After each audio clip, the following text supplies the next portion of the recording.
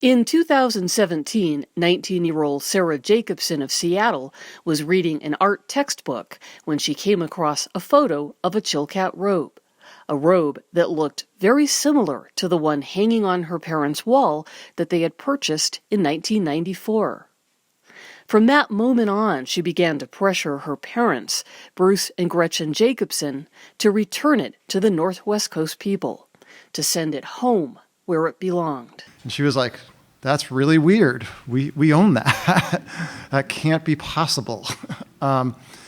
So she came home and asked if it was a reproduction, and I said no.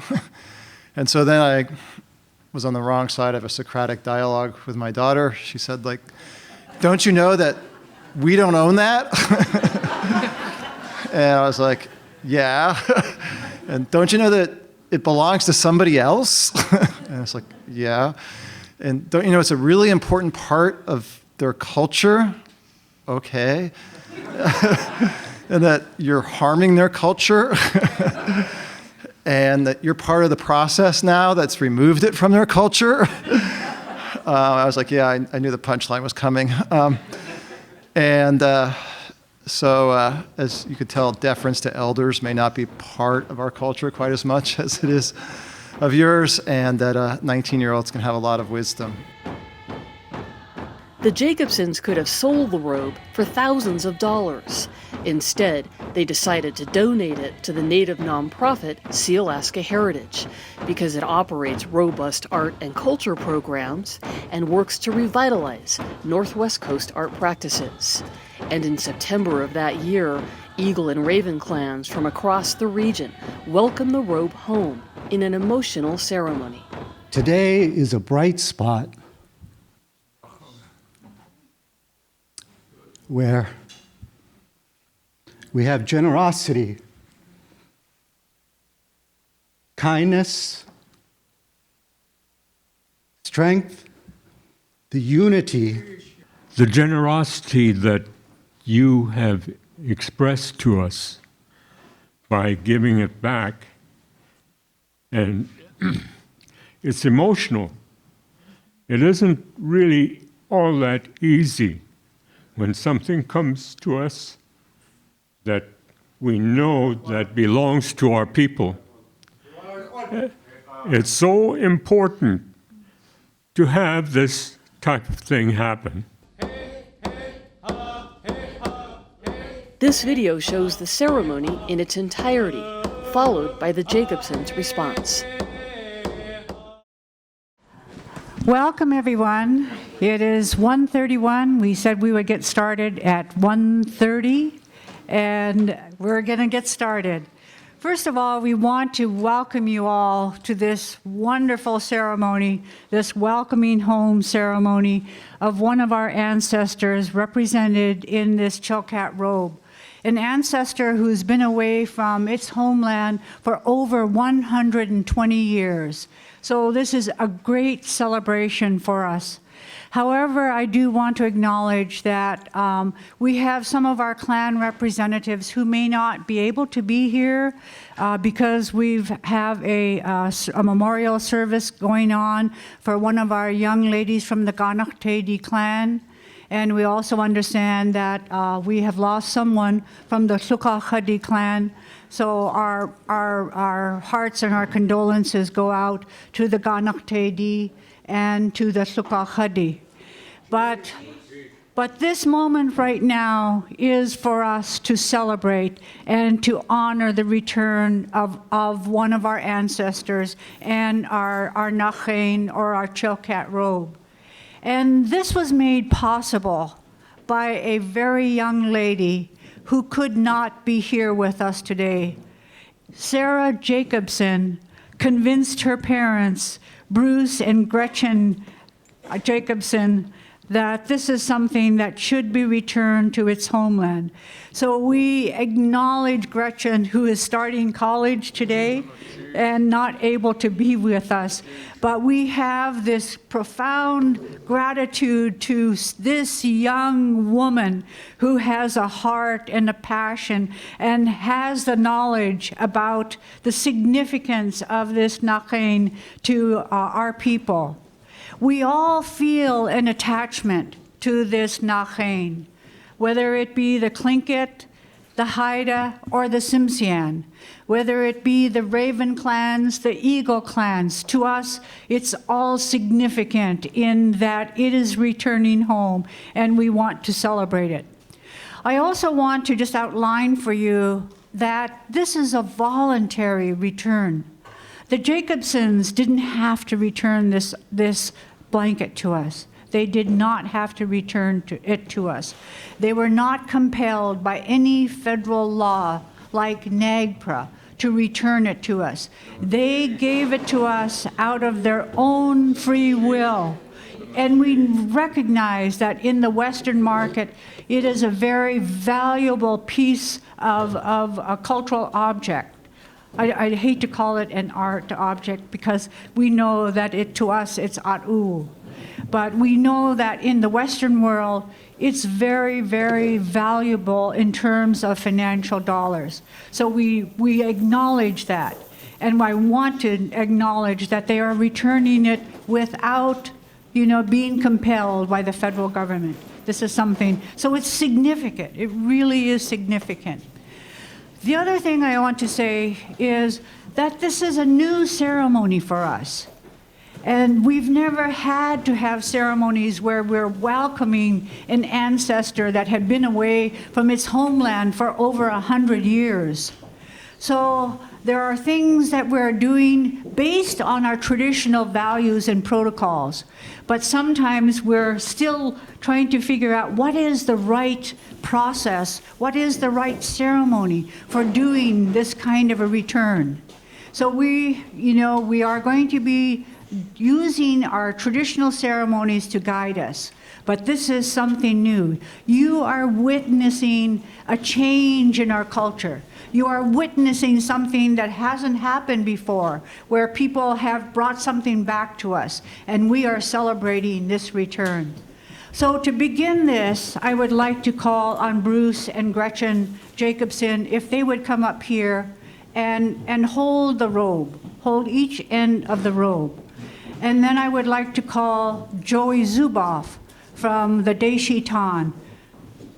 Joey.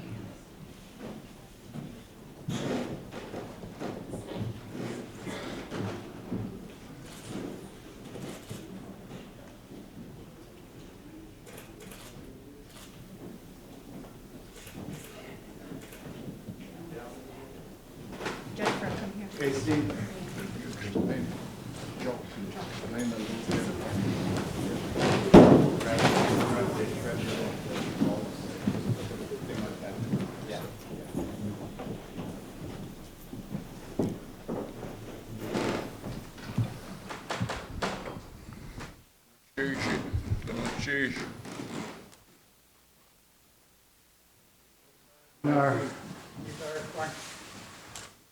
In our payoffs and our happy time, what we call is the Yekuki, behind the blanket,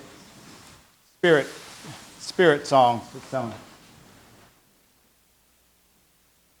And when we're done with our spirit song, we'll give this blanket away. This is what you're going to be doing when we're done. Maybe I can have you move over a little bit more because this young man, don't stay right there. The young man's going to be on this side, dancing behind.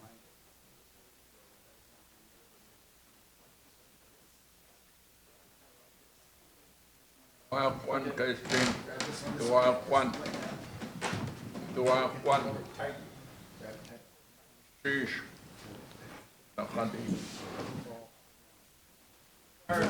Somebody needs to try that.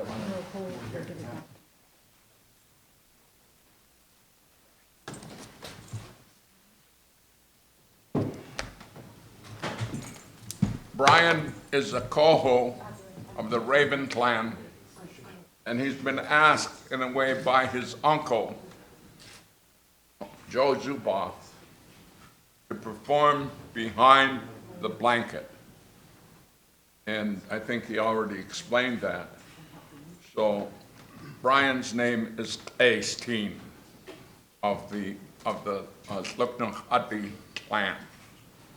And this is, in a way, even very appropriate because Joe White was married to a coho.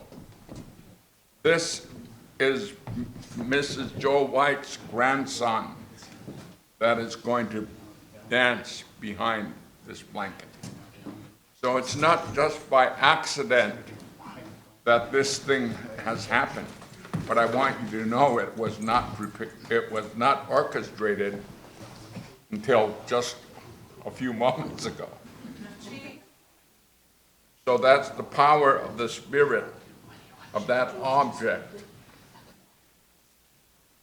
Have a grandchild behind the Lachish.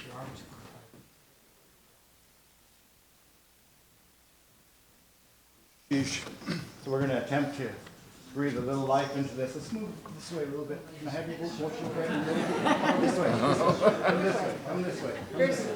Come this way. Come this way. Right in the middle. There you go. Right here? Yes, perfect. So he's going to be. Go too low. We go too low, then he gets real tired. He gets angry. We don't want bad spirits in here.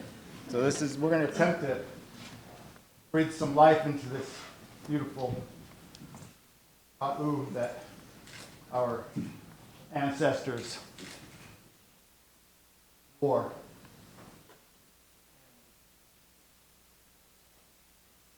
Add our spirit into this also, and you're going to witness something that, like Rosita was talking about, we don't always do. But this is a happy time, and we are most gracious and happy that this is happening. Lachish. Ewane. Ah, hey, ah, hey, ah, wah, hey, ah, hey, wah, hey, hey, wah,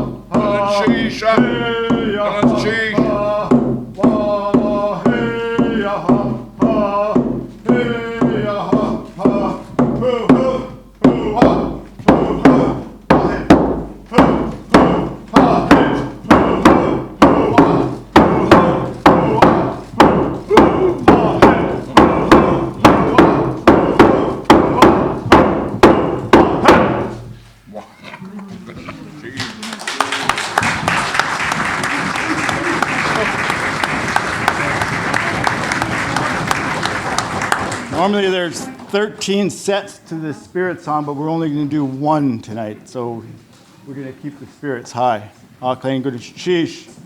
You're going to Sheesh. respond to the song? You're going to sing the song now? David? No, the Ravens still have to do that because we're not going to, when they're done, turn it to us. Okay, we'll call on their Paul marks now from the. Opposites. Achtawasgu gunush chish sakaye anyat kusani cha kasatia gunush chish shangu kedi ach ish hastach loedi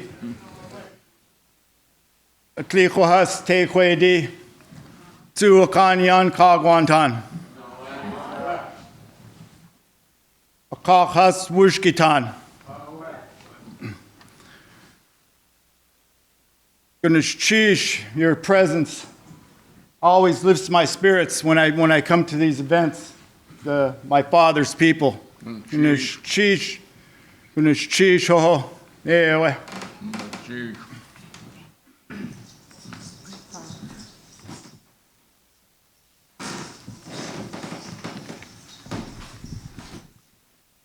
Chade hainu Yet puti. sao deneki kakasha Yisiku kha yat at Tacheko sitinuchka Ya at u dataya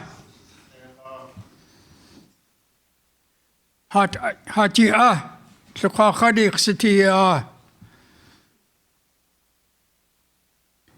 Yiskuge Sukakadi city. Those that are Sukakadi, come up here. I know I saw some out there. There. There they are. Supposed to say Yadu. Supposed to say Yadu, Han.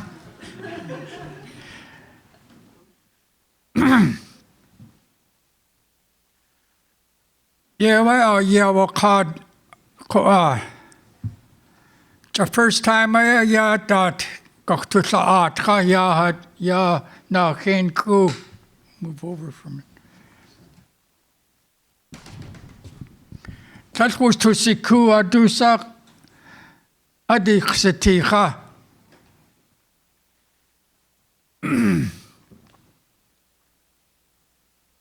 I have a difficult time speaking English once I begin speaking Tlingit. But I'm speaking to you like you understand what I'm saying. I can translate you. My grandpa will translate for me. Jesus, you can translate how I know. He's going to talk English for me.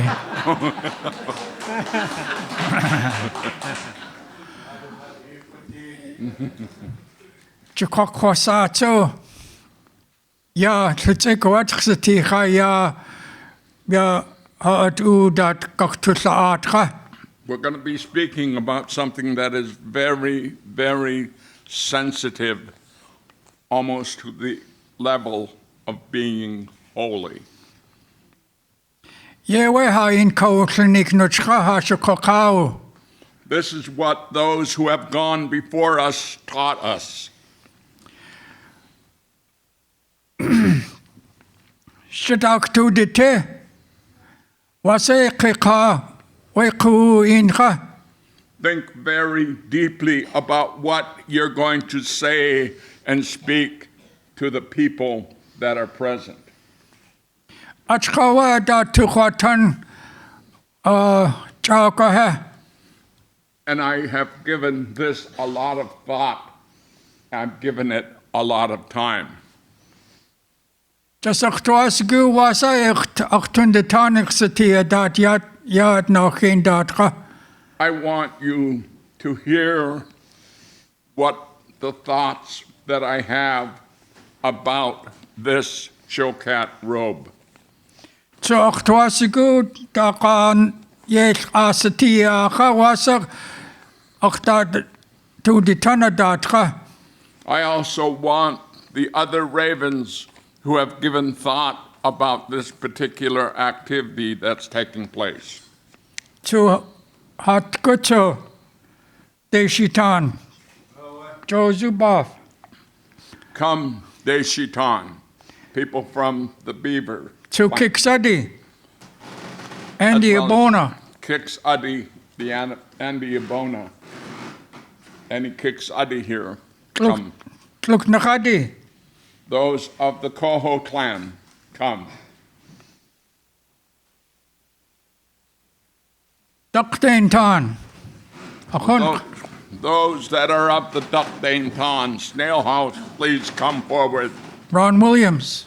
Ron Williams, Marlene Johnson. Marlene Johnson. Tia Hit Tan. People from the T-Hit, come forward, please.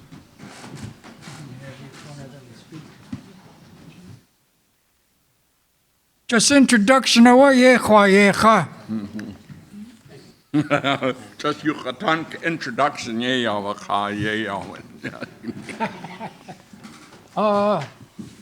Watuasigucha ya yet sati yin gakluatra Jawasa has to tend the tani dat yag na kinha.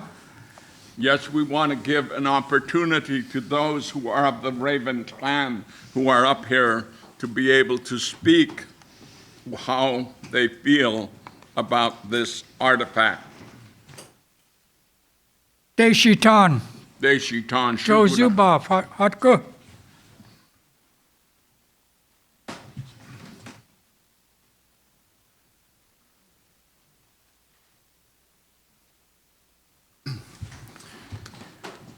Yeg hit, Steen hit, Kokok hit.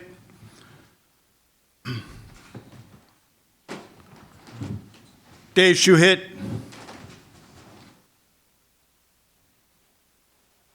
Tuka hit. These are the houses of the Deshitan. It always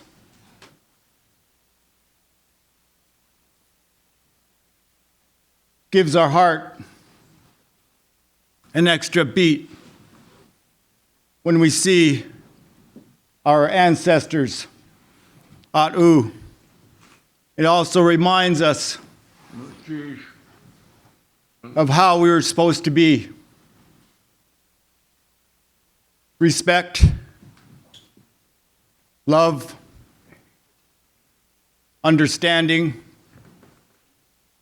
To the Eagles.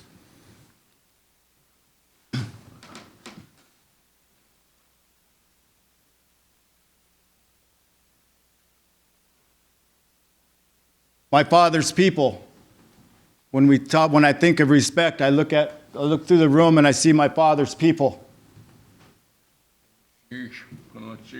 I'm always reminded when times are hard that my father's people are here to help me.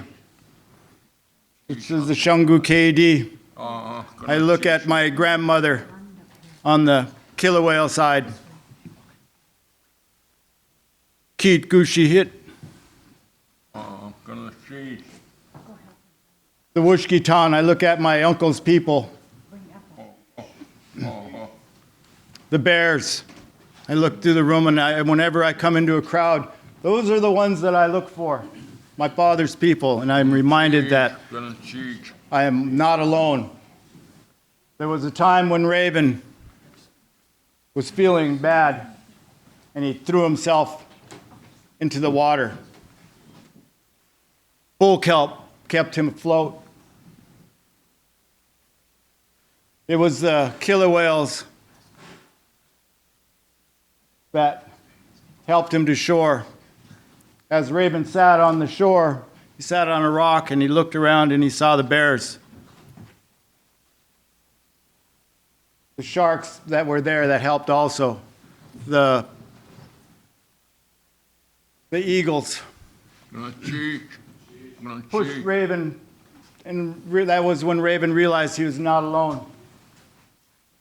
We have a cry, a sorrow cry, which is going on right now. Those families on my father's side that are crying right now, we take away their grief. This is they do for us. This is a happy time in this blanket, and I want to acknowledge that it is the eagles that carry us in our time of need, just as we carry our father's people when their time of need. We have a balance, and it's spiritual. Ganeshchish, these are the words from the Deshitan. Ganeshchisho for all of you that are most noble people that sit in front of us. Ganeshchisho.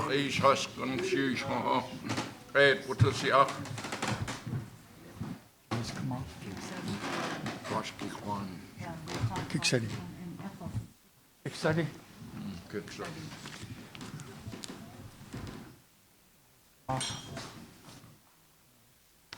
It's got it all cleaned up. Can this come up, Davina? You have an extra mic? She can just pull this. Give it to me. Bring her.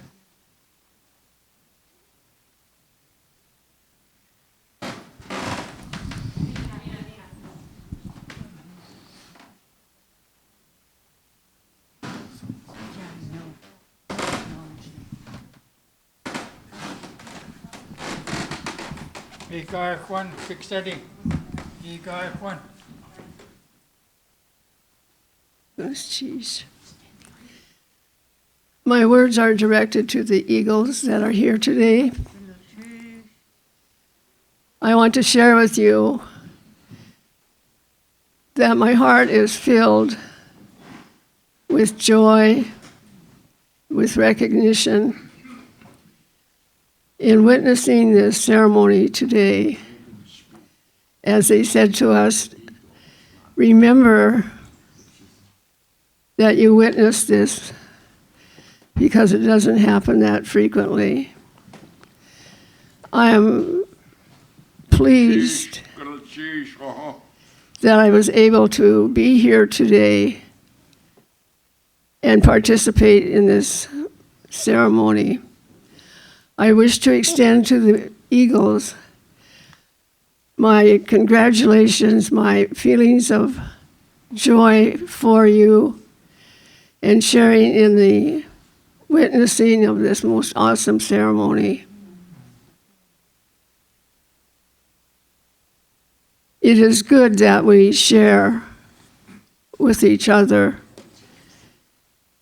and always are on hand to offer congratulations and recognition when an item of your clan is returned to you. And I would like to recognize the young lady who persuaded her family that this should happen. And if she's not here, I hope the word will be taken back to her, that we are eternally grateful to her for recognizing the owner of this robe and wanting to have the security of knowing it is back home where it belongs. The robes absorb the feelings in our heart, and that's what gives them the strength to perform the duties that they are assigned. And so we recognize that today. And with our hearts full, with feelings for the transaction that took place, and also all of the people that were involved in it, for they certainly were working at the direction of our ancestors, and we are eternally grateful for that. And to Joe, I just want to give a word of recognition and how proud I am of him for taking this assignment, as well as the other young people involved in it. So, Gunas Chish, thank you for the opportunity of recognizing you here today. Gunas Chish. Gunas Chish. Thank you.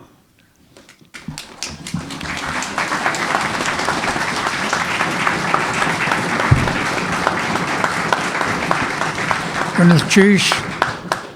Gunas Chish. Look no Khadi. Atia.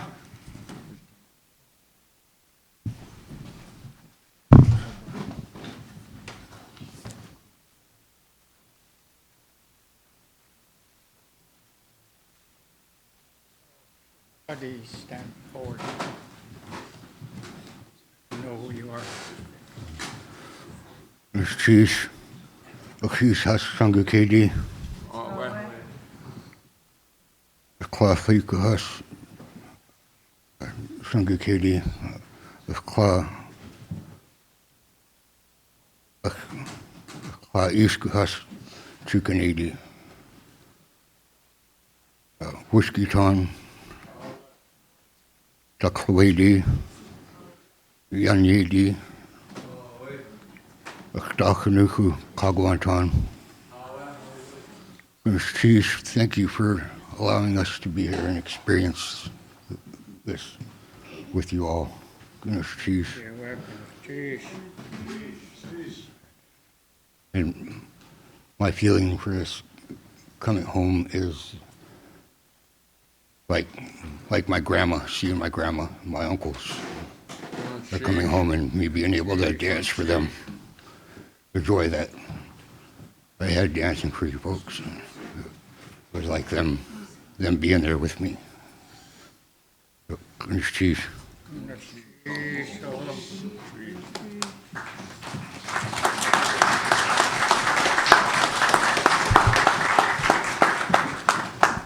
Dr. Anton. Atya. Agu.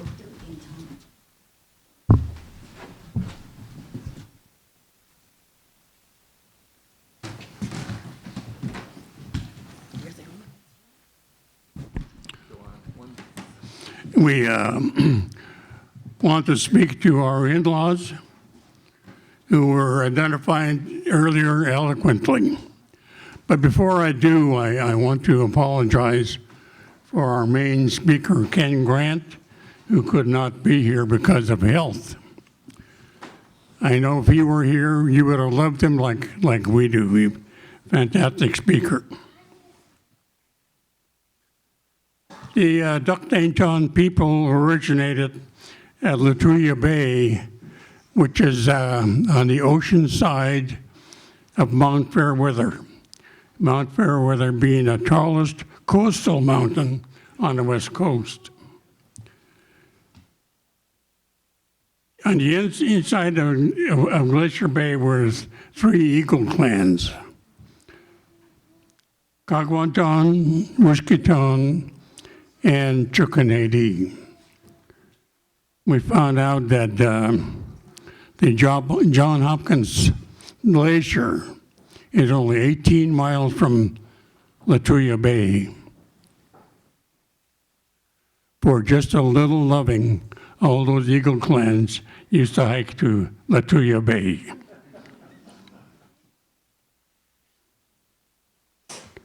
One of the stories I enjoyed from my uncle, who was a main speaker of the Ducktainton for a while, is this. The mountain goat would come down from the top of the mountains just before the cold winter began, and they stay down almost on shore level because they're easier to forage. Then in the spring, they'd get rid of their winter hair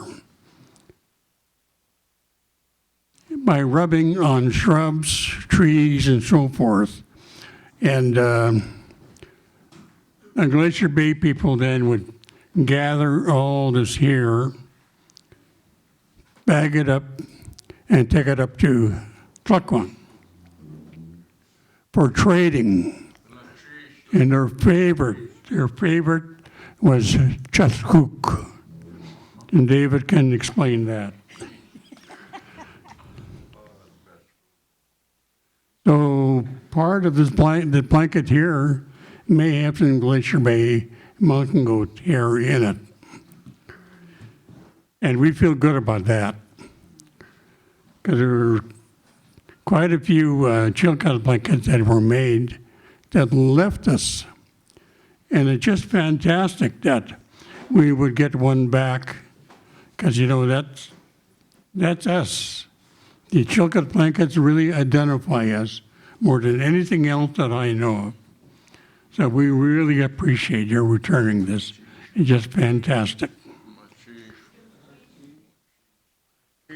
And we appreciate our in-laws to have us join them, because this is a very special occasion, because we don't often get things back, you know, and it had always been going out, and then to get something like this back, boy, it's tremendous. It just, you know, somebody said earlier they couldn't sleep, because this is such a big deal, and it really is. Thank you very much.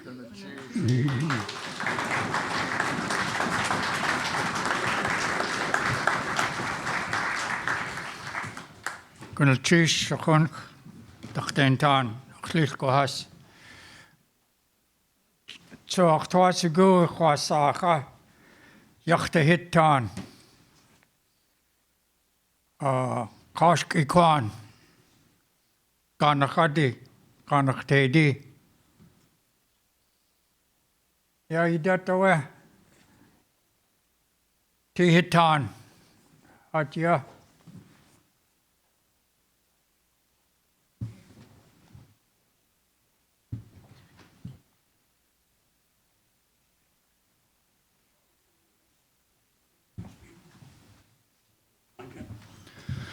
Gunalchish. My name is Yehekwa. I want to thank all the Eagles, for participating, supporting this today. It's an honor to be here for this magnificent event. Gunalchish.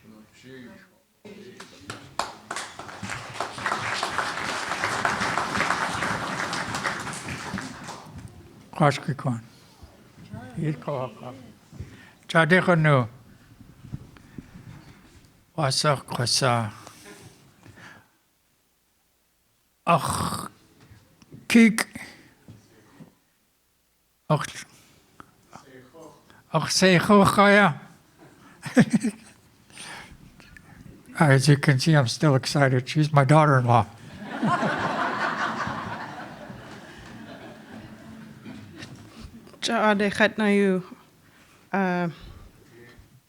Perhaps a better speaker for my clan would have been some of the great women who have already moved on, like Achkwe, Lena Farkas, and Chusha, Lane Abraham, Ja'adekhatnayu. So in their absence, I'll just thank you so much for bringing this blanket back to us. This is a really great and momentous thing to have it come back. It's a time in our history where we really need this. And in our own history, there was a time when the Ganech Kwan were migrating and they thought there was no one and they were going to be lost. And then they met up with Achish Has Kasyaskagwantan, and it saved them and it brought new things to life. So that's what this blanket is doing. It's saving us. It's lifting us up.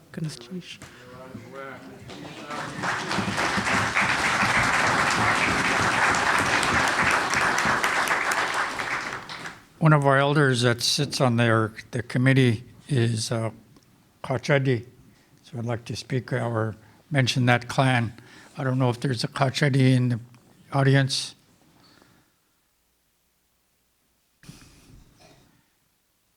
If you wanted to say a few words.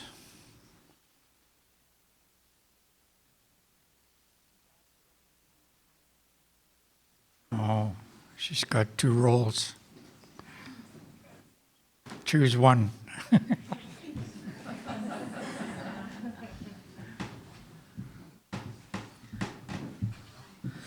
Ganesh Chish for bringing this beautiful ancestor back to us, to our Eagle family, with great love and appreciation. Thank you so much for holding us up and for being here to witness the restoration of a relative back to the family. On behalf of the Kachari people, I, like the young woman before me, am not the speaker for our people. So I stand in their shadow, and with a big open heart, I say, Ganesh Chish Ha'a.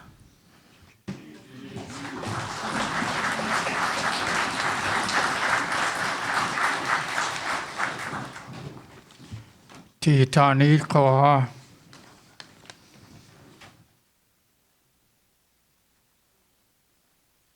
Chish, asking my fellow Teoton to come stand with me, as well as my grandmother who is here. First, I just wanted to say Chish to the Jacobson family. To see this robe return, sometimes that's as if there's an unspoken heaviness in our heart, or unknown tangles within our mind. And when a piece of our a piece of our connection to our ancestors returns, it's like another knot comes untangled, another piece of weight comes off of our shoulders. That's why we brought out our Teoton hat For a long time, we too were without our atu. And words cannot express the joy that we felt when it returned home to us. Thinking about the story of a man named Tuz from Shkatkwan, from Wrangell, where we come from. He was away from his land for a long time, and his family never expected to see him again. One day he came back down the river with the Tahltan people. And when he came to the shores, his family came down and met him. And before they could get out of the boat, they lifted up the canoes and carried it up into the houses. And that's the way I'm feeling today when I see this robe come home. It's as if we're being lifted up again. We're being carried back into the houses of our ancestors. Another saying I heard, it's being on the land of our fathers untangles our mind. So I wanted to say Gunas Chish to the Shangu KD, to the Yun Yedi, to the Kagwantan, to the Takeaway, to the Wushkitan, the Chukan AD. Right now, that's the way I'm feeling, as if all of us, we are being lifted back up. We are being carried back up into our ancestors' house. Gunas Chish, Jacobson family, for what you guys have done. Gunas Chish.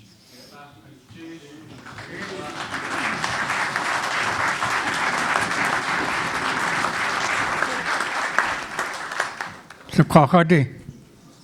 Atia.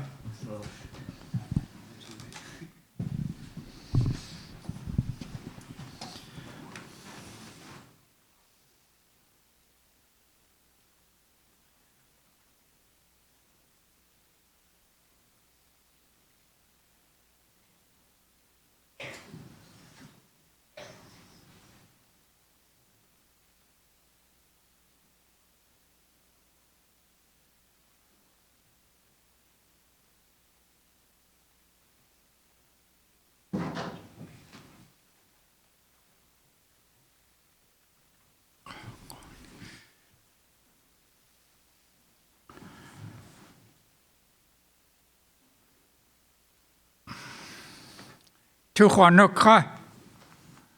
Tuchwanuk. Hashkokau. Hatasawagutha. Tuchwanuk. Yat awech twasigu kokwaslayecha. Yana tuchjaye. Yatan.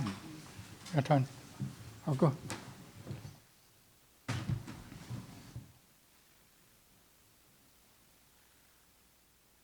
Knuchlitzeko siticha ya gudat na tukchi ye yod osawasacha.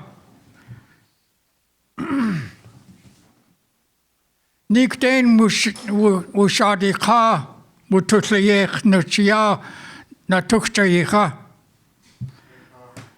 Nikden awe wutuwashatcha kwat yichon kich sitiacha. What has one toka to see Tlasnasia Dakawa has one naka. Achkawak Twasigu would to say, yeah.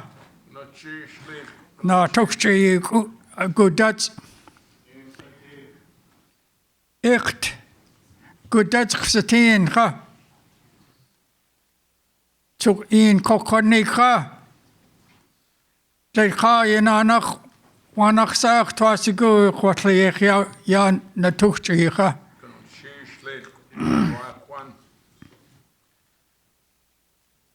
It is usually very difficult for me to use the English language because I don't feel it as strong and as strengthened as it gives when I speak the language. Khatwatish khwasikucha. Nakyakiha Yukatangiha. Sitsin to a tut satinuchka Yakiha Yukatangiha. Our language is like medicine, and it is also like a strength giving power that comes into us when we use our language. Achkawatra Saktuasigu Hatlingit Yukatangi Wututlayeha. Anyatko Shadahanik Satia Gadain Nadat Ni Tutan Yahat Lingit Yukatan Gicha Chok Tuasigo Yin Kokotla Changuke De Aklit Kohas Ach Ishas Chukanedi Chukansha Ach Kankiyan Kagwantan Ach Tetke Kagwantan Ach Kankiyan Wushkitan Ach Kankiyan Taklawede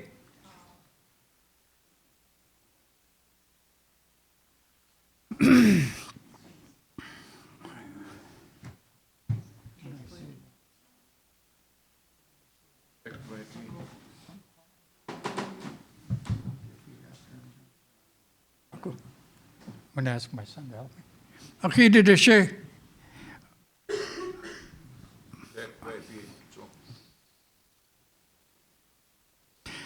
So how Takanuko take way di? Chadekanu.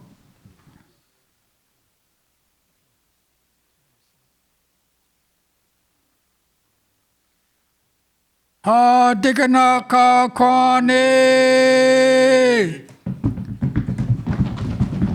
Ha dikanaka kwane. Ha dikanaka kwane. Ha dikanaka kwane. Hey.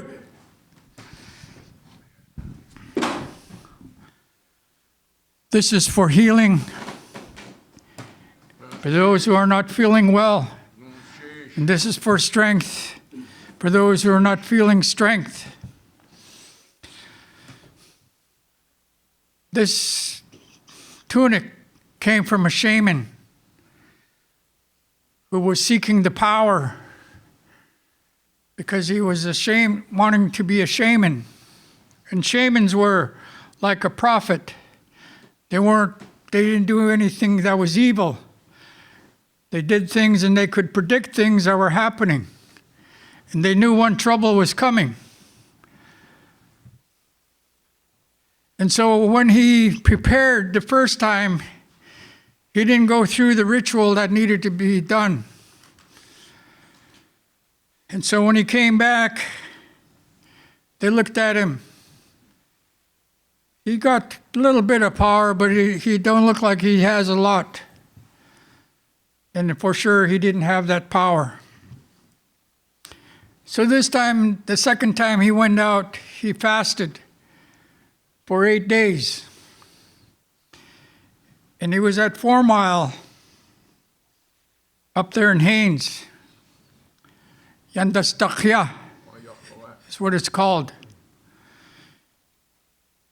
And before he knew it, he was transported to the other side of Lutak. And he was wandering and walking through the forest. He wasn't wandering around. I'm sure he knew where he was going. But everything he saw walking on the ground, he grabbed. He says, "You're going to be mine." Put it in his bag. "You're going to be mine." Put it in his bag. "You're going to be mine." You can put it in his bag. Anything that's flying. "You're going to be mine." Put it in the bag. "You're going to be mine." Puts it in the bag. Everything for 8 days. He was going up the mountain. Point German. Kalkwansei. This is why it's ours. That's our borderline over there by Berners Bay.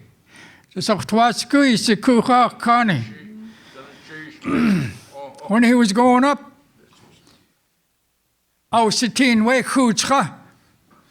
he saw a brown bear. Rawr.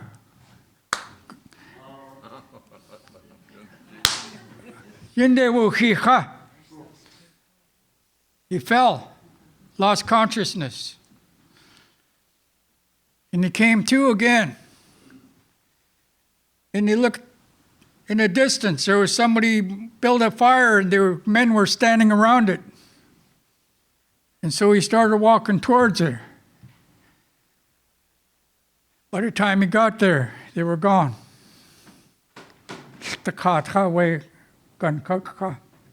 No one was there by the fire. He fell and lost his conscience again.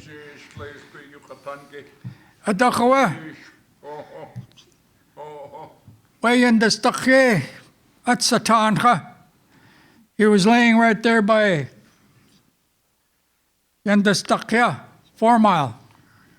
It's right by Chilkat River in Haines area.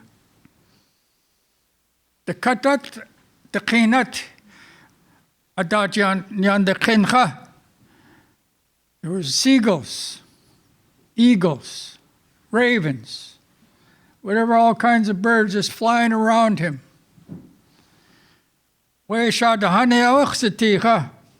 leaders said, go down there, told his nephews, go down there, see what's going on.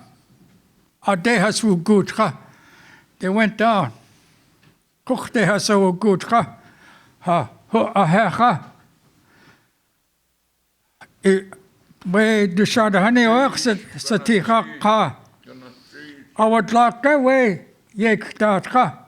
he get the spirit? Oh, yeah, awatlak.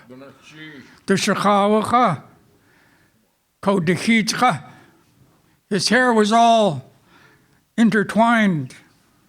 That showed that he had the power. Over this way. Adatyat nakin datra. Chitin yesaya. Hajiti atecha. You've given us strength. To nakyakiticha nakincha. It is like medicine. Tlatli siku wasa iyejaneicha. You don't know what work you've done for us. Yin kakwanika. Wasaha datu natania dat. Natuchtraya. Ye kyakitiha. Hatuwu niku yesaya. For our inner healing is what it is. You don't know how big of a thing you've done for us. Clean goodness. Cheesh. Ha ha. Ha ha. Ha ha. Thank you very much.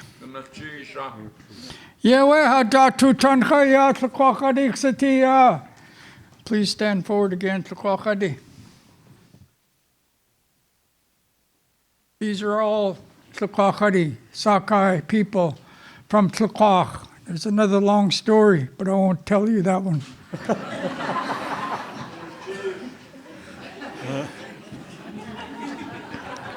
And my clan leader, this is one of our clan leaders here, but they've allowed me to speak on behalf of the clan. Is that because I understand and know our language?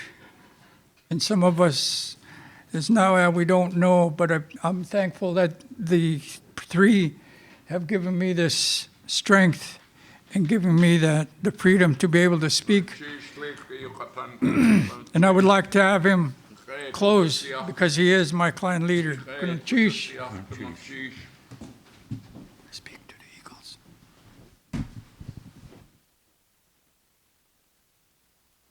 Wushkitan. Oh, Shikuhas.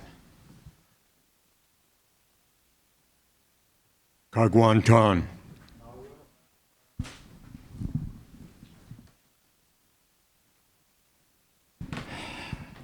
It's tough being short. Daklawedi Achishas. Daklawedi shot, so. Shengukedi.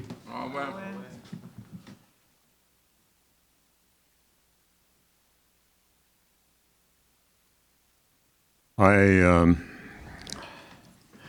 I'd like to say, Gunuchish, thank you for the opportunity. You know, when I was asked to go to Chicago and speak, one of the issues that came up was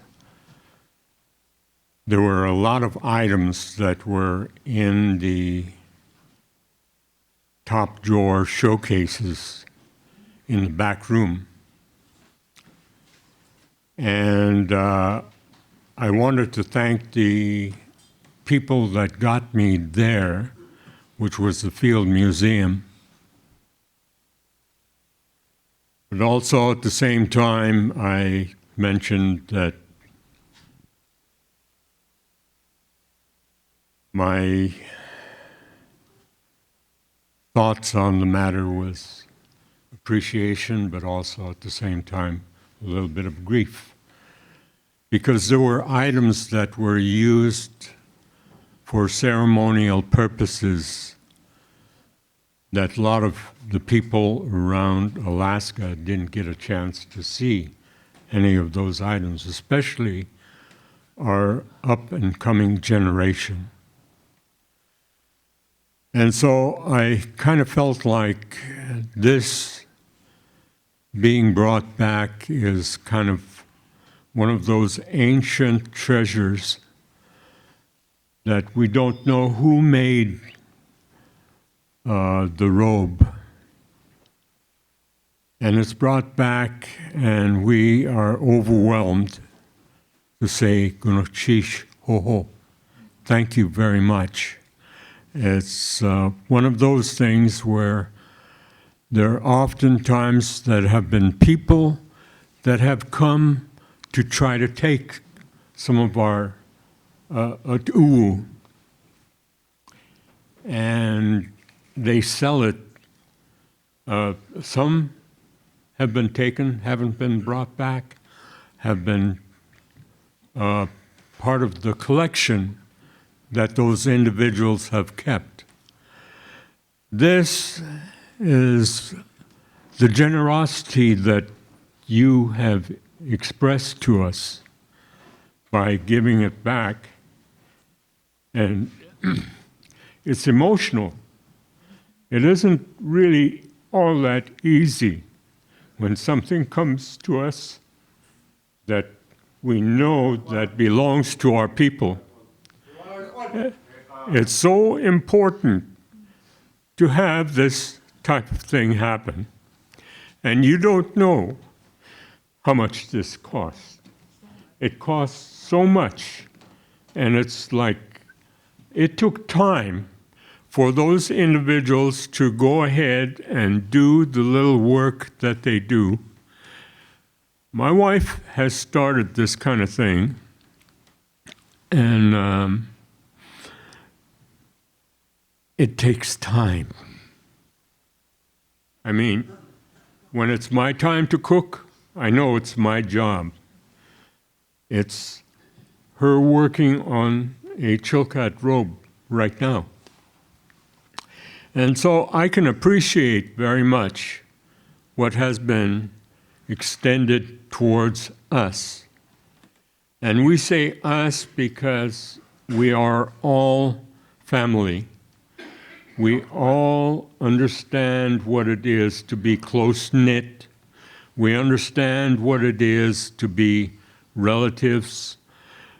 And today has not been an easy day because my niece has passed on, and then one of our clan members has passed on, and probably one of the older ones who is 93, Bill Fawcett. And even though these things are really hard, we still can be able to appreciate all that has been extended towards us. And I want to thank Sealaska Heritage as well, because of their institution, their involvement, and participation, and being able to accept all that has been generously given to us. We can be able to see it. We can be able to study it. And though there are those that have not been able to see any of this, there are those of us who still practice the art form, and we can be able to look at it a little bit more, and kind of takes us back to way back when. And thank you very much. Gunakshish.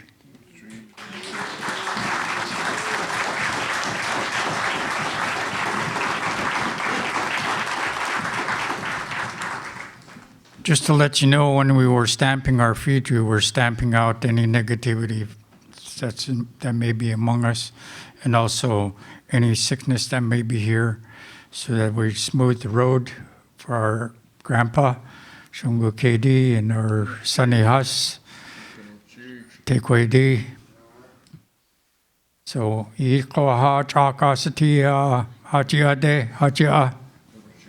okay, we're all done, Ravens.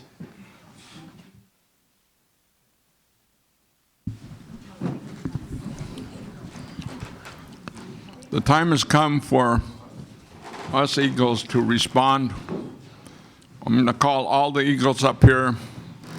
Don't hold yourself back. Come on back and select someone, one person who will speak for your clan. And so just come on up.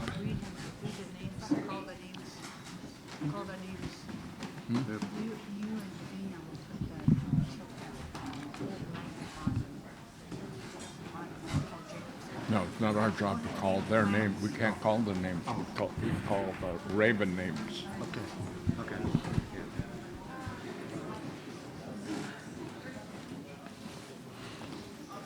We could make words. They've made me.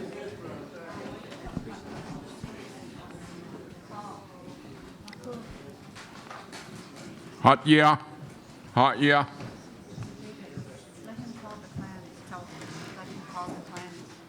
Go ahead.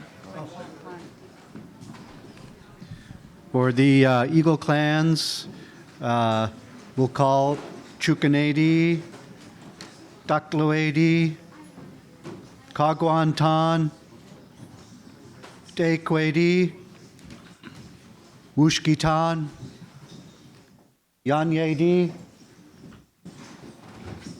Did you say Yanyedi? Yes. Tsakwedi,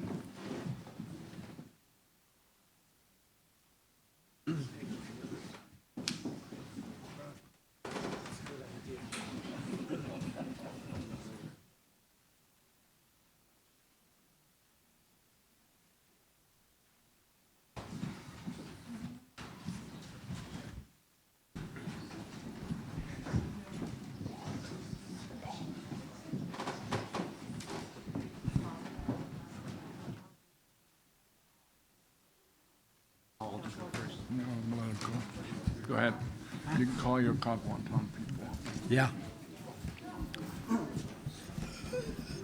All the Gagwantan people, please come on up. Gagwantan.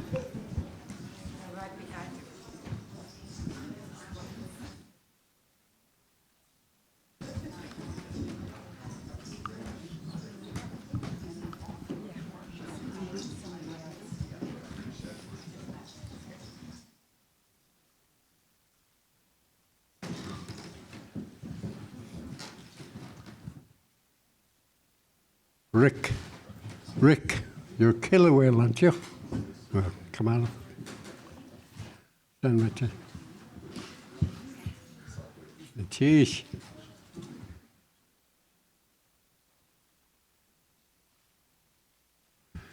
All the Gagwantans here.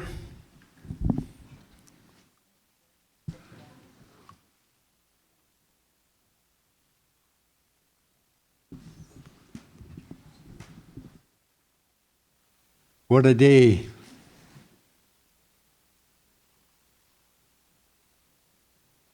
For all we know, and we don't know very much right now about this Nachin, but it's still a relative.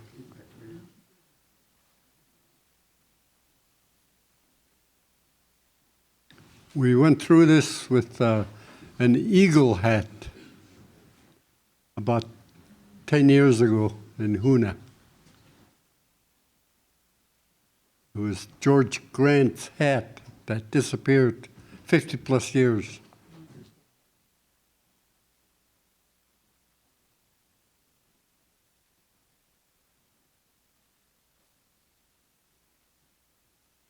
Ken Grant was on a business trip to Denver.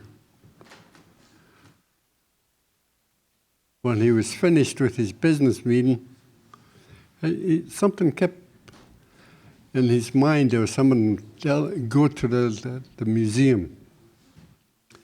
If some of you have seen the Denver Museum, it is a huge museum. Huge. Something kept bringing him back. Finally, then he was there all day, couldn't figure out why. Finally, they told him that we're closing now. He asked them, what time do you open? 8 a.m. Okay, I'll be back. Next morning, as soon as the doors opened, he walked in. Right to the back where the Alaskan pieces were stored for showing. He walked right to his dad's hat. It was in the corner.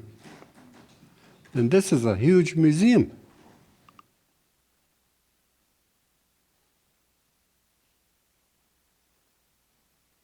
Do we know Yucatán?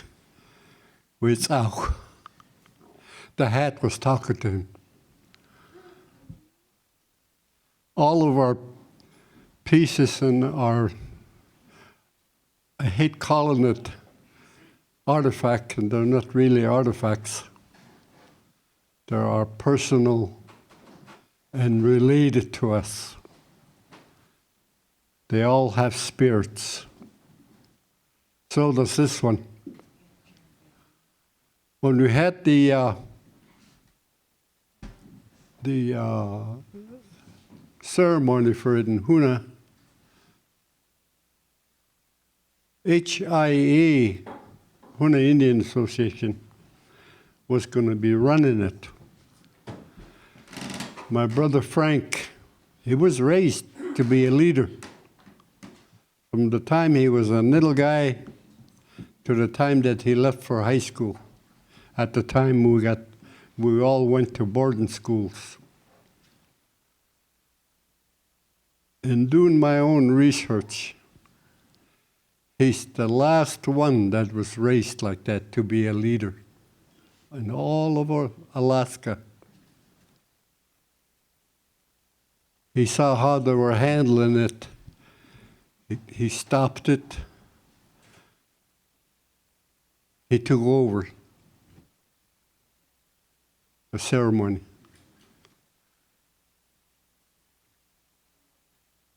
The key words that I heard when he was talking, this hat, you've been on a long journey. He's talking, of course, in Chilkat.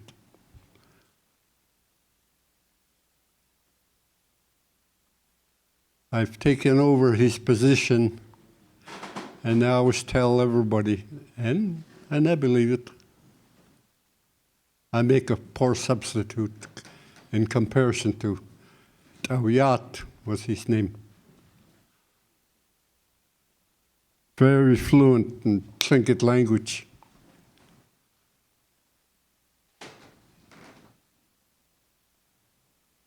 Halfway through the ceremony, everybody in tears. Then he's changed the mood. We're supposed to be welcoming our brother here back. And that's when that changed to happiness. we're trying to explain to you in a very poor way, but I hope you understand that how close our regalias and our atu is to us. It doesn't belong to just one person. It belongs to the whole clan.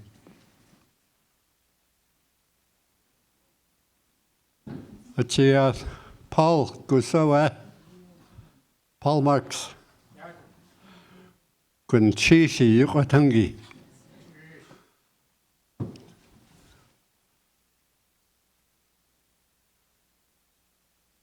Paul lived in Juneau, across on the other side of Juneau, called Douglas.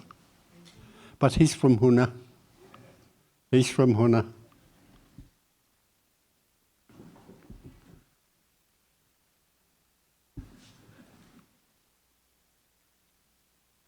I guess I'm trying to impress on you the feeling that we have here.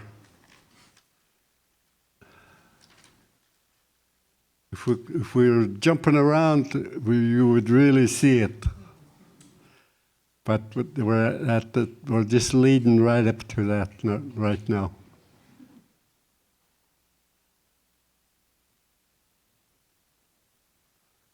Hashagun. Hashagun. Ikanto tuat.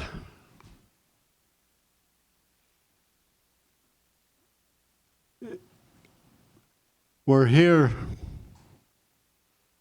our forefathers, asking for help.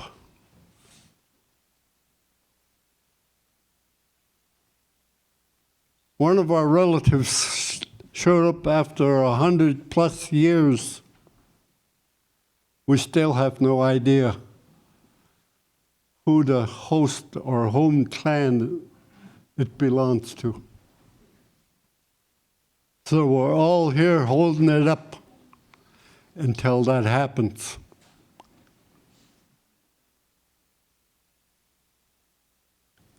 I come from Guchit, Wolf House. My ancestral home is called Kuknu. It's in Isis Straits, entrance to Isis Straits. It went through 2 ice ages, got pushed out.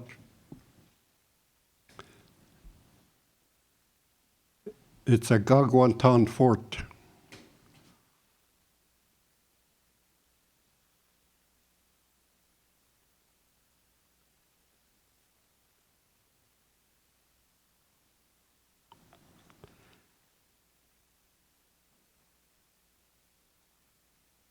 Kuknu was a house called Guchit, Wolf House. It's now over in Huna. Got moved from Kuknu in the 40s. They had to move because of white man's laws.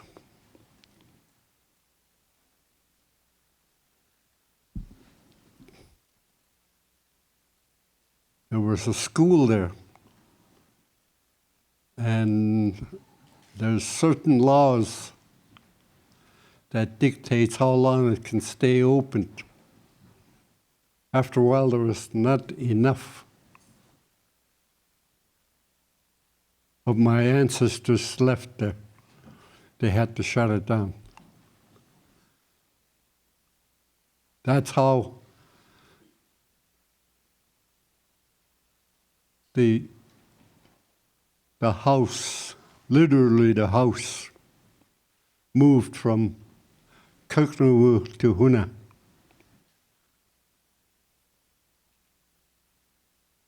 My brother Frank was about 10. He was wearing his blanket. It was a Chilkat blanket. As everyone knows, has worn one, it is heavy. It is heavy. It's a long ways from Swanson Harbor to Hoona for a 10-year-old to be standing on the bow, swimming, imitating swimming. He was towing the regalias and stuff. The one that he personally felt heavy for him, he was also towing the culture of the Gagwantan from one area to another area. That, he said, was the heaviest.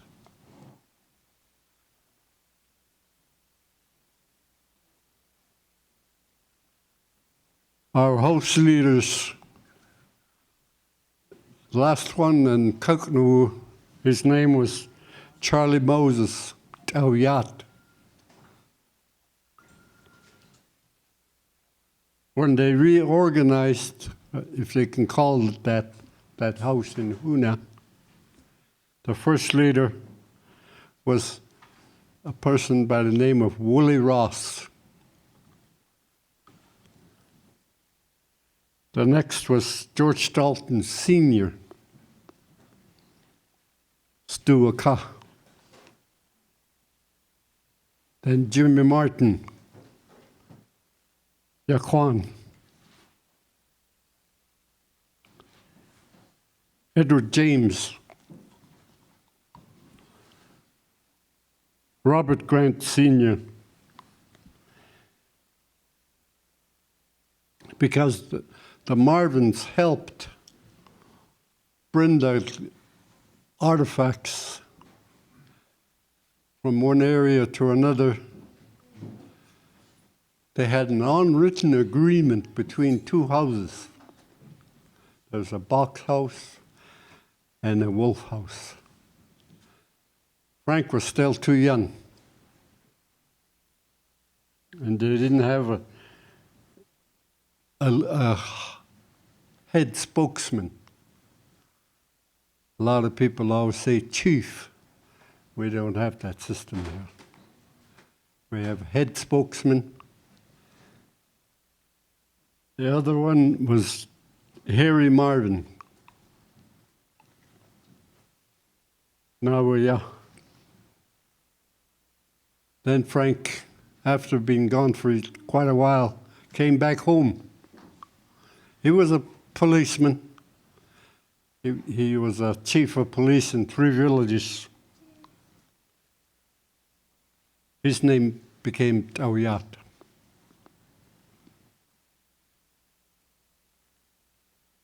Advising my grandmother, she's the one that brought the stuff over. Advising her was a gentleman by the name of my uncle, Otto Lindorf.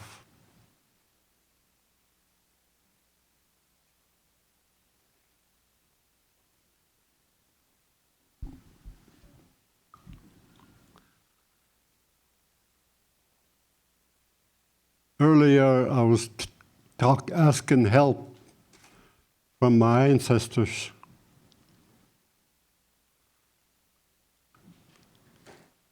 It's something we do, not on a regular basis,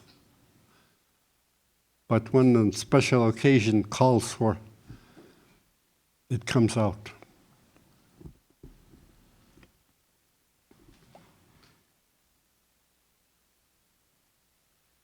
Again, you know, thank you doesn't seem to do it. What you nice people have dug into your hearts and returned it. Don't seem like the words that I'm saying is saying enough. Cheesh. You should have heard the elders from the 40s. When they said Gwynilchish, it sounded like they were saying it for a whole half hour. Literally. Yeah, well.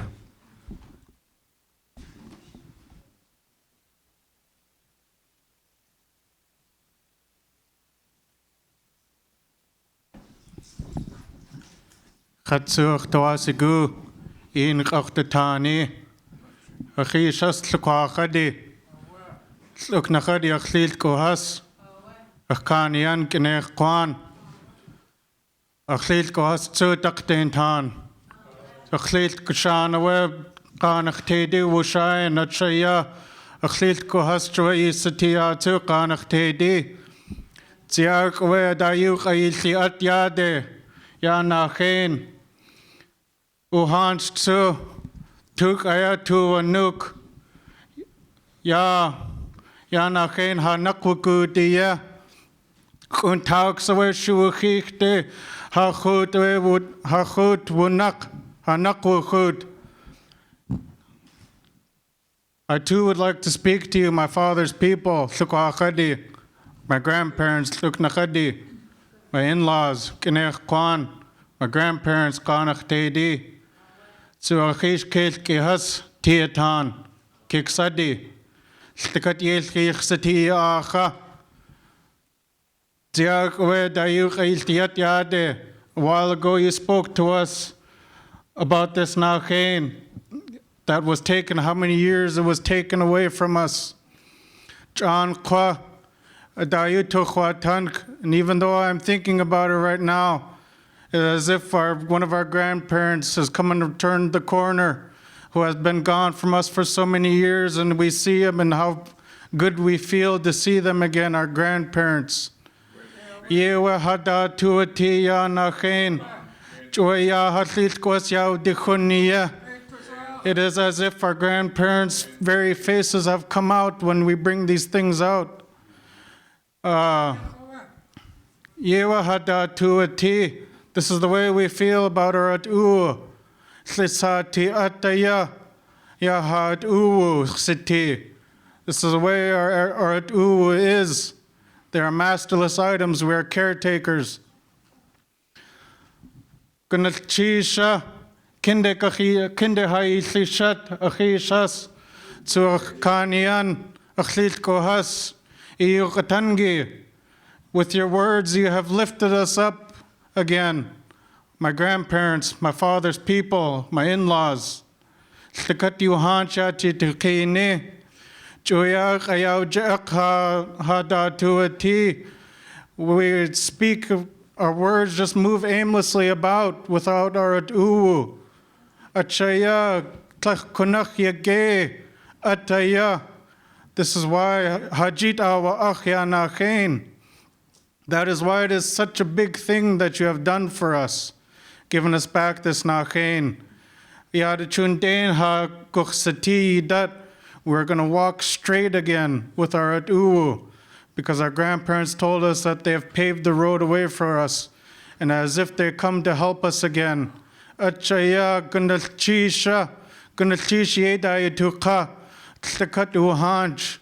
is why we are so thankful and we say thank you. No amount of words can tell you how good we feel. Gunalchisha, Gunalchish Yewa.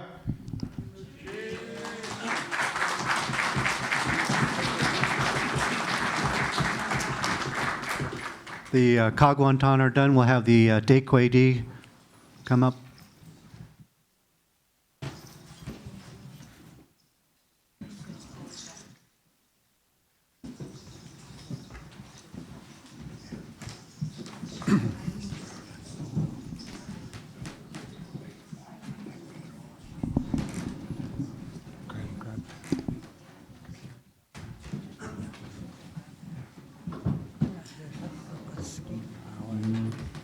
And the tunic.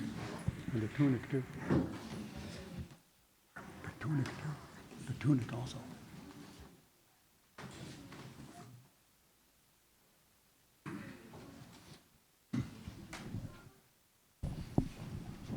Is there any more take weighty?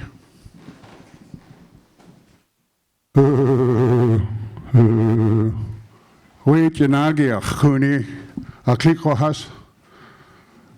Desh Gitan, Hakanian, Yesnau, Gunachish, Dr. Tan, Aklikohas, Gunachish, Lukachari, Iguaikon, Gunachish, Sealaska Heritage Chiefs for inviting us. We stand here with great sorrow and great happiness. What we have before you here, we have the brown bear hat. We come from Angoon, from the brown bear house. Our up-and-coming Nakla is holding the brown bear hat that's been with us since the bombing of Angoon. It was in Hannes Bay at a wedding when they bombed Angoon. It has never left our hands because of our ownership and the meaning of it, ever. It has been passed from generation to generation, and it stands before you as a witness to the coming home of its grandparents. Ownership is everything. When we migrated out of Junach, the Leproos and them, they couldn't say Junach, so they called it Anach. Anach River behind Ketchikan is Junach. When we split from Junach, we split in 4 directions. One went up around to the Stakeen River and come down, and they settled. We went out around the outside, and we got called back by Cape Edgecombe. We used to signal with fires, so when we seen the fires, the embers blowing in the air, we thought somebody was signaling us, so we turned our canoe around and we paddled back to Cape Edgecombe. When we got close to Cape Edgecombe, we realized that it had done erupting, and it was embers that were shooting out of the Cape Edgecombe that brought us there. So we settled there. And that's where we settled. We were called Take Kwedi at the time. Take, in our language, is stone. Wedi is the people. The way we became a bear, what you have before you, is a whole different story of how long we've been here. We come here to support our Raven brothers and sisters that we've done for thousands and thousands of years. We cannot let him sit here by himself. We cannot let this sit back here and be ignored as it is nothing. In our language, we say, Wudihan husu hasliko has, ach ish has, ach at has, Wudihan husu. Gunas cheesh, katjili ek shli nedi, ach ta kanuku. Gunas cheesh, katjili ek. Thank you for making me who I am, my da kanuku. Even though you don't see nobody in these chairs, they're there. Even though you don't see your ancestors, they're standing next to you right now. That is what these are, living people, living spirits. Hach Dinak Yegi gave them the spirit. Dikian Kawu allowed them to keep it. Ha Shigenya drives us forward to keep carrying what we have, to keep holding on to what we have, and to bring back something that rightfully belongs to whoever it belongs to, because the history been lost means more than words can ever say. I come here not in support of who you gave it to. I come here in support of my ancestors coming back. And that's how powerful this is to us. We know it takes a lot of understanding, a lot of meaning, and a lot of washover on what you don't understand. Ha kusteyi ha slinkatani ha letsiniaya. That is the way of our life. That's where we gather our strength on this land. We've never left it, and we have no intention of leaving it whatsoever. And when we gain back a little bit of this, it gives us more hope. And when we see what we have here today, it gives us more hope. Shukahit, our ancestors' house. Udihan Husu Shukahit. It is like it is full of our ancestors. They're screaming on top of their lungs for this thing to come alive. And with the chant that you did, we're going to balance it out with the sun chant. And I'm going to only do a couple verses because we still have unfinished business in our culture. But we cannot leave this undone.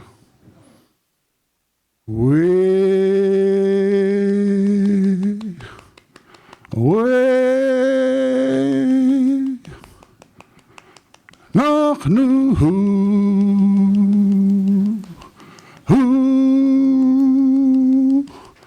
Qadeo oh oh hey oh oh hey Hui Hui Hui Nakhnu hu Qadeo oh oh hey oh oh hey hey Hui Ewa Ucha Gonna chase Kagan Kayik. This is to shine for all my Raven brothers and sisters a path that leads to righteousness. This is to brighten your day, to wash away your tears. You know, the hardest thing for us as people is to understand what we've been brought up in. We've been brought up in a society that says it is not polite to speak out of turn. In our culture, it's not polite to let your words hit the ground. You acknowledge what you'd like to hear, what you hear. By a grunt, by a grumble, by a whatever. Well, be nice. Well, be nice. You know, to carry on, I know they didn't give me a time frame, and that's shame on them. So I'm going to tell you a little story about how we feel about this blanket in the song ways. There's a song composed that is called "The Cubs Got Washed Away." When you bring back an atubu that has been missing for so many years, and it starts being breathed life back into it, it's like a child coming back to us. And the song that I'm talking about, "The Cubs Got Washed Away," the mother at the time had to go to the river because that's her culture. That's her drive. She went to this river to fish, to eat, to feed the kids, and she knew that there was pearl along the way. And one of the cubs got washed away. And when one of the cubs get washed away, it's like a salmon. There's no hope for it. But she ran up and down that river, hopelessly looking as we have been doing in repatriation, in different meanings, in different ways, to gain back what we have lost. I used to joke about Chilkat used to be spelled when I was growing up, about my nephew's size right here, this young bear, my bear cub. When I was growing up, they spelled Chilkat Thlingit. So they ran out of things to tick, so they took the H out of Chilkat. Eh? Side joke. But anyways, I'm really happy that you guys brought this back, and I'm really happy to be standing with my Eagle brothers, and I'm really happy to be thanking all the Ravens out there. You know, if I stood here and talked in Chilkat, we'd be nodding at each other, like you said, for days. And this is what it takes to bring back something like this. You know, when we kill money for a reason. The history behind killing money wasn't because we were rich. It was something that was revered by people that we didn't agree with. So to show our dislike, we kill money on objects, you know? And it's hard to do. It's a hard thing to hold on to everything like you have in front of you. But what you guys have done, actions do speak louder than words, and I applaud you. Gonna cheese, yeah? Ucha.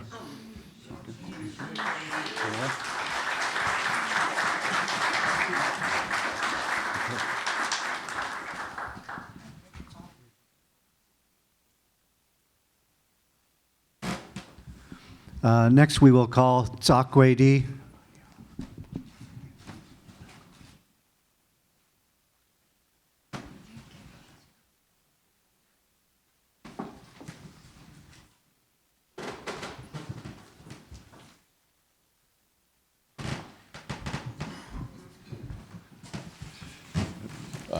Hello, my name is Rick Harris. I'm an eagle killer whale. My Chilkat name is Kaka, and I am here with my two clan brothers Anthony Malott and Todd Antioquia aren't here, so you get me. So I apologize for that. I'm here also speaking the words of Clarence Jackson, who was the Klan leader and has passed away, but was clearly a cultural icon, an elegant speaker, and an incredible history of the Tlingit culture.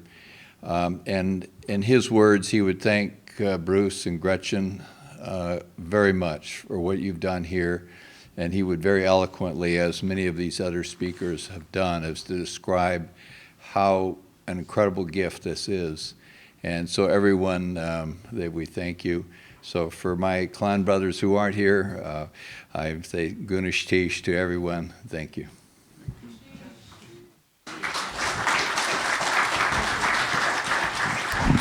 I just have to tell you this. When Clarence would always call Rick, and I could say this because he's my Eagle brother, Rick thought his name was Haku, because Clarence was always, come here, Haku.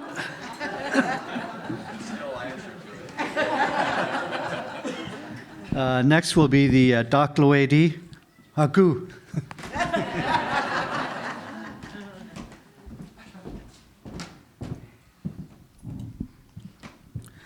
Gunachish. My Tlingit name is Kanatin. That's the one I was given when I was born. My second name is my grandmother's name, Kacha Wahach. And I am from Klakwan, Kikushi Hit.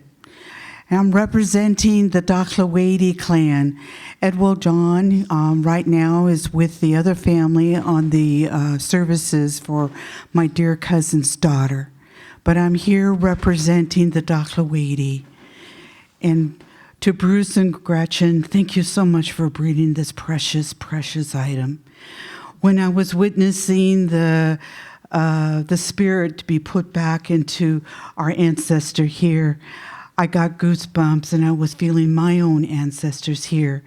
Our Tlingit names are from our ancestors, and it's important to recognize them as well. And we all have Tlingit names, Haida names, Tsimshian names of our beloved ones.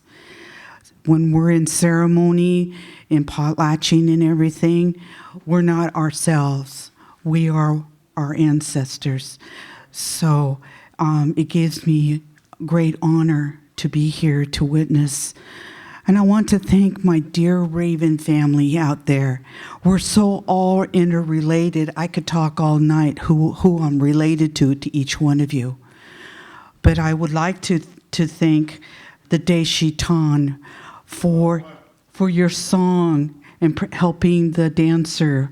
I believe it's Mr. White who had put on the shakiyat and bring back spirit to that blanket.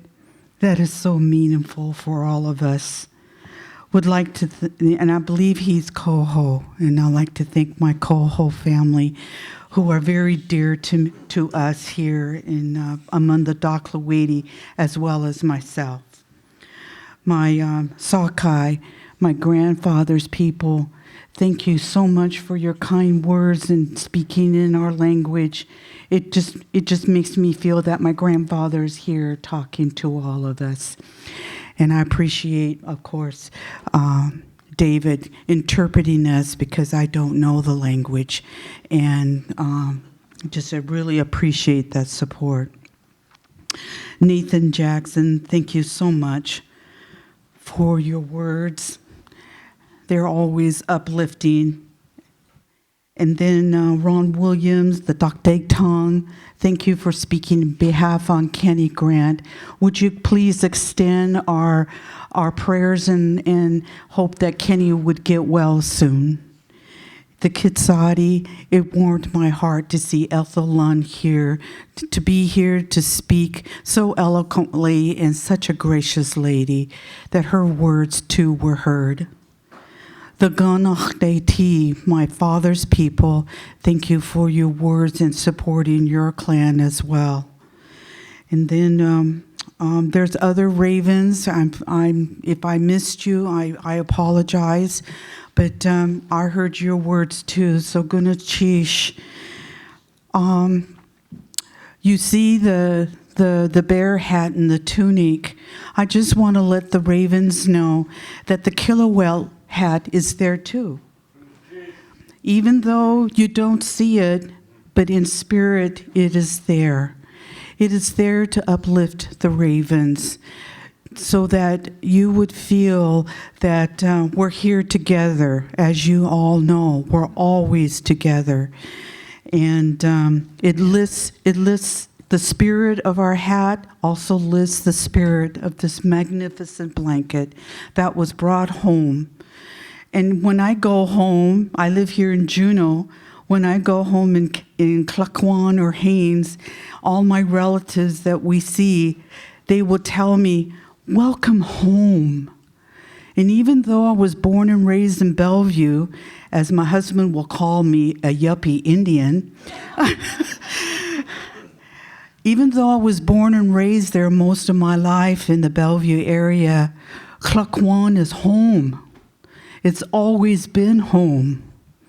There's something that speaks to me about the Chilkat River, my Kikushi hit totems, all of my family, our family, from the killer whales and everything. This homeland, the whole Southeast Alaska, is our home. And it just brings us great joy that this wonderful blanket is brought home. And I just know that it's going to be well taken care of. And guna cheese for taking care of it for us, unbeknownst to you. But it's like a child. It needs to be comfort. It needs to be taken care of. It needs to be browed out. It needs to be fed spirit dishes that we have during our parties. This is what keeps our culture going. This is our identity. Just want to let you know the depth of this wonderful gift. Please let your daughter know, Sarah, that she has done a wonderful thing. And we, the killer whale, wish her well in her college education and have safe journeys. Goodness cheesh, everyone. Goodness cheesh.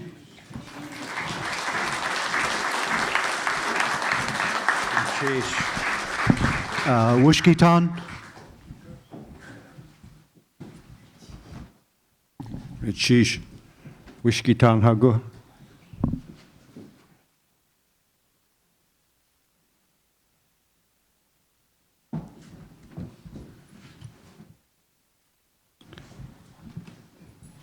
Arishas Takdintan. Kanihas Deshitan. Kiksari. Luknachari. Lukhachari. I'd like to thank all the ravens for all the good words that they've given here today.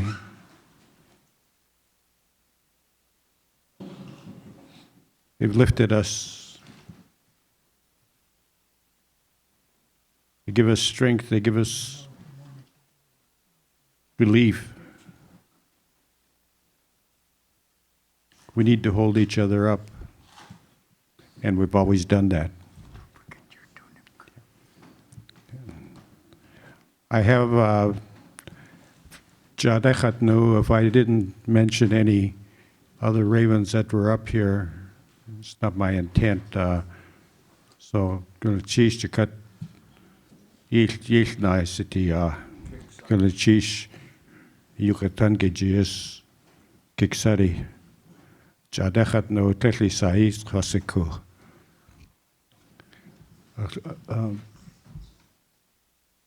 Paul and Elijah. There's a tunic right next to the post in the bag. These two young men are Wishkitan, great-grandchildren of the Wishkitan. I asked them to bring out our tunic. Plechasuhan Yatat Hatuhan, Hasilkohas Tsuha in Yatan. It's not just us that are standing here. Our grandparents are standing here with us. Tsihua, Johnny Bruce Fawcett. Good day, Ish, Andrew Jack. Kanshao Ish, Gerald Gamble. Yik Dehin, Johnny Gamble. Yana Stutt, Jimmy Brown. These are some of our grandparents that are standing here with us. This tunic is representing our standing bear house. And if I could have Nagutke come forward. Nagutke was the owner of the Brown Bear House. And when Lee married our niece, our daughter, he got the name Nagutke. The Brown Bear House was down the street just a ways. We had 5 tribal houses in the village area. This is just one of them. The standing bear, according to what I've been told, the bear swam to shore here in the village area.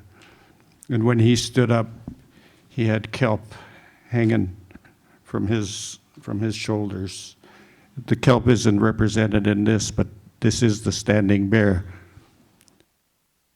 Yandahan Hoots Hit. That's what this tunic represents. It belongs to the Wishkitan. And I bring this out because it's symbolically representing our grandparents that had lived in this area.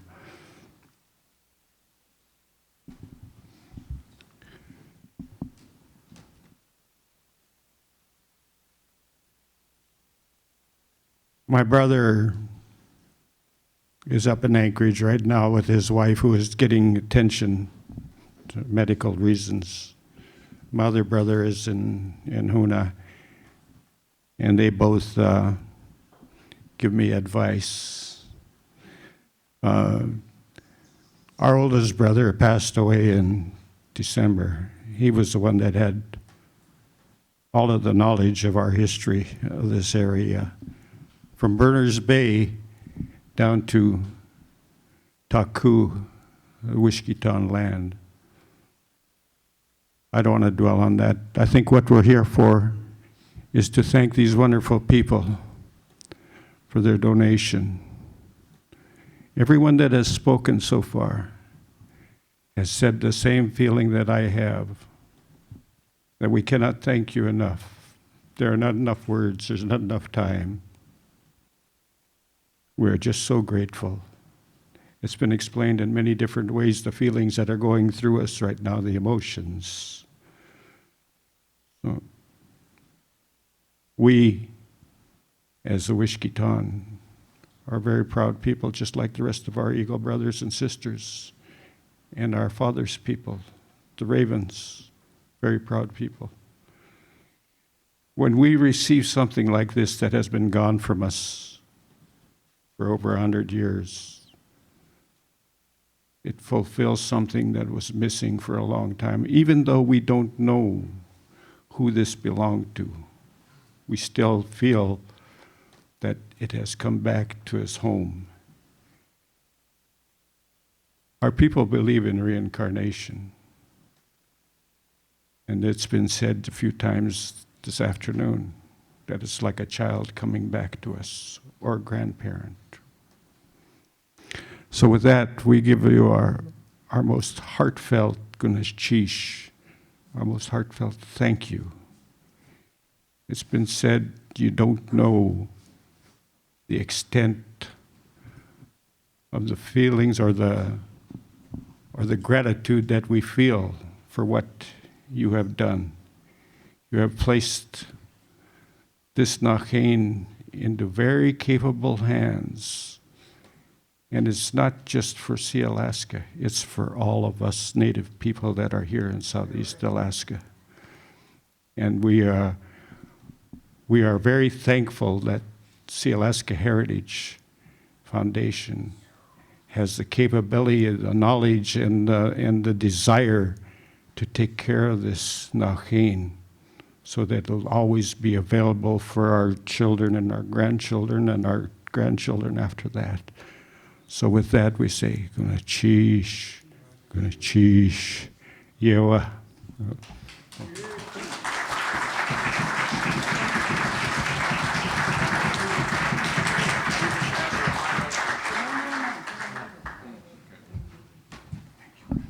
Yan Yedi.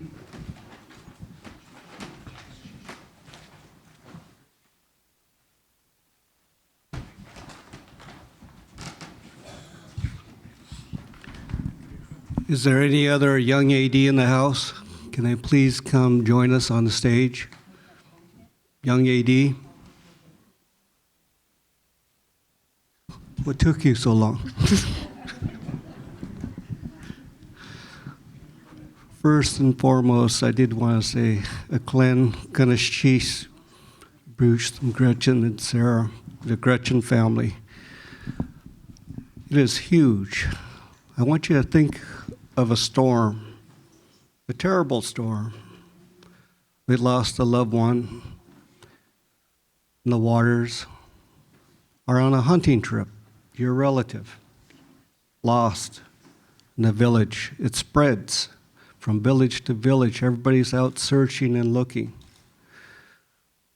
Cannot find him, cannot find her, your favorite uncle, your favorite aunt, your grandpa, your grandma. Time goes by, summers, winters. Suddenly, our ancestor comes back. You think of the blood, the sweat, and the tears of the Chilkat blanket.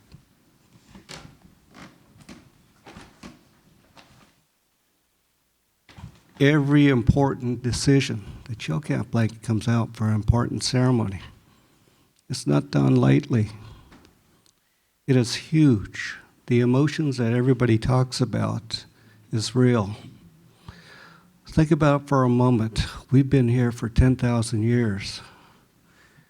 Many clan houses like this. Our ancestors are standing here watching all of us. It's true, they're next to us. They're very happy. They're smiling on us today. And I do want to thank all the ravens and eagles, because we're young AD. Sometimes you feel like the wolf is a lonely life, but we're one big village. We're all family. We're family today because we're here to witness an important event. When you hold the Chilkat blanket, you could feel the ancestors. They're back home. The land, the people, the village, the campfire, the longhouse. The whole sense of belonging. It feels good, it feels right. People don't know that unless you actually had a chance to hold that blanket, what it's like to have an ancestor come home. The emotions run high, they run deep, and all they want to do is hold the blanket, hold your relative, your long-lost relative that you haven't seen for so long. I want to thank not only the Jacobson family, but Sealaska for building this structure, this longhouse, to bring everybody here. Because it is an important event, and it should be welcomed back home. Without Sealaska, we wouldn't be standing here. We wouldn't be welcoming our ancestors back home. All of it's huge. And my mom has always taught me, speak from the heart, and people will know. Atlen Kanashish, people have no idea what you have done. You start to understand just a little bit now that our ancestors have come back home, lost, they thought, forever. And I want to personally thank you. And Atu is something very valuable. You've heard that word several times. It's a valuable treasure. It's our ancestor. Ancestors live in the Chilkat blanket. Like I said, every important decision, whether it's life or death, the blanket came out. The blanket's here today. It's an important ceremony. And I want to acknowledge all the ravens, all the eagles, all the Glaika, all the different races here that have come here to witness this important event. It is huge. Again, Gunesh Chish, Atlin Gunesh Chish.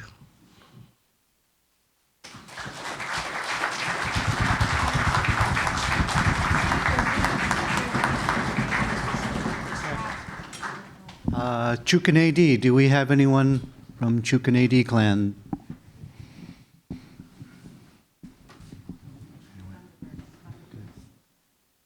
And the Thunderbird, Shungukadi?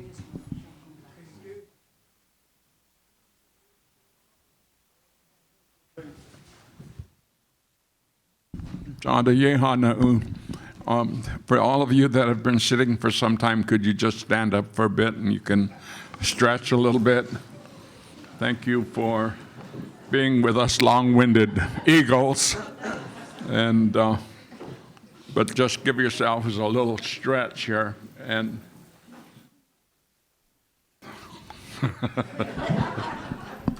I can't stretch.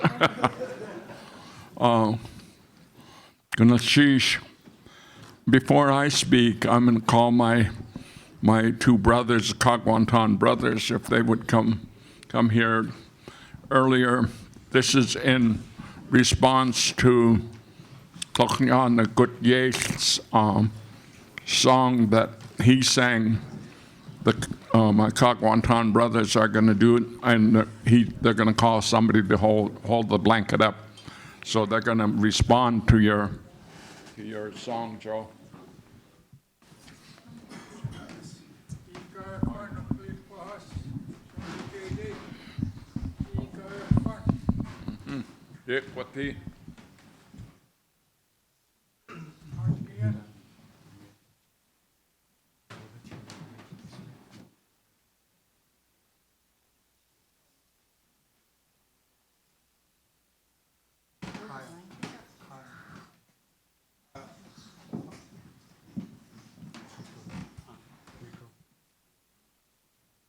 Brian, hold it with you.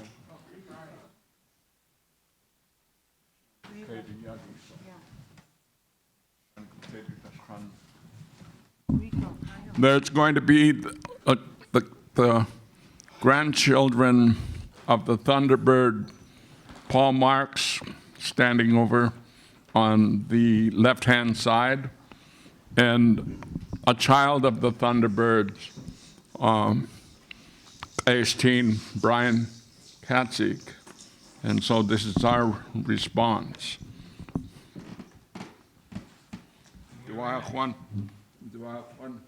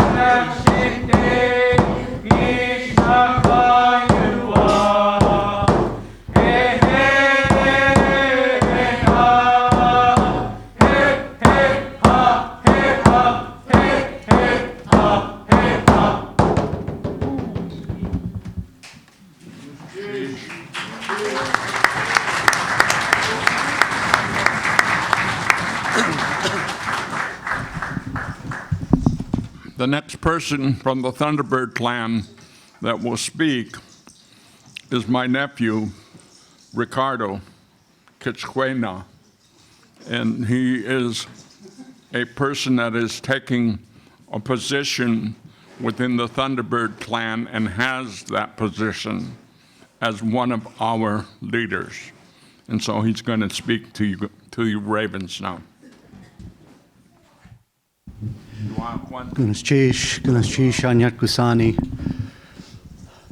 Thank you to all of our Ravens for being here. Thank you to the Jacobson family for what you have done. And I also think it's important to acknowledge our non-native and members of the public, people who may be watching online. And it's been a long 2 hours, and we heard from the Ravens, and then we thought, oh, maybe they're done, and then now we hear from the Eagles, and boy, those Clinkets can talk. And I'll let you know, you're getting off easy. 2 hours is a piece of cake. As you heard some of the elders talk about, we can go for days. And when we have our ku'ik and our potlatch, our ceremonies, it's always been this way, where we have this reciprocity balance, where you hear from the Eagles speak, and then the Ravens are required to respond. Throughout the afternoon, we heard ancient stories. You heard these young women calling their ancestors to be with us. You heard a clan leader brought to tears trying to express the meaning of having one of our people, one of our ancestors come back to us. You see other ancient, very important at'uwu, these artifacts that are brought out on special occasions. You had young people and members who have been adopted into clan come forward, and they don't always know, they're not always certain, because our culture is complex, and yet here they come forward and they speak on behalf of their clan. So the reciprocity, this balance, this whole formality of hearing from both sides is a continuation. It's why Tlingit, Haida, and Tsimshian people are here today. Our culture is strong, and we hope that this very brief ceremony will help all of us understand the complexity behind an event like this and the meaning behind the event. Right out the get-go, we tried to explain it's more than just an art object. And everyone had great difficulty in expressing what it means, because it doesn't happen very often. So thank you to our non-native guests, our Gleit Ka, members of the public. Thank you for being here to understand and listen and learn. I also think it's important, I want to take this opportunity to look at the bigger picture. When we think about what's happening on the national level, we look at the news, social media, and we see we're confused and heartbroken by some of the anger and just the disrespect that we see happening in our country. It's concerning. And so today is a bright spot where we have generosity, kindness,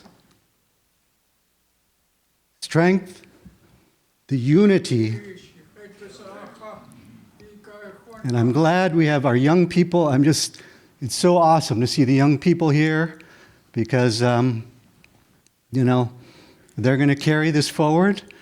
And this is a moment of strength, a reminder of all of our ancestors that are here.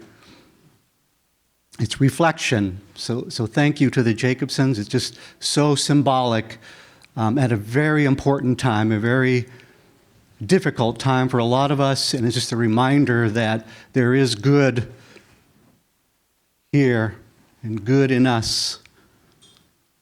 I'm going to sheesh.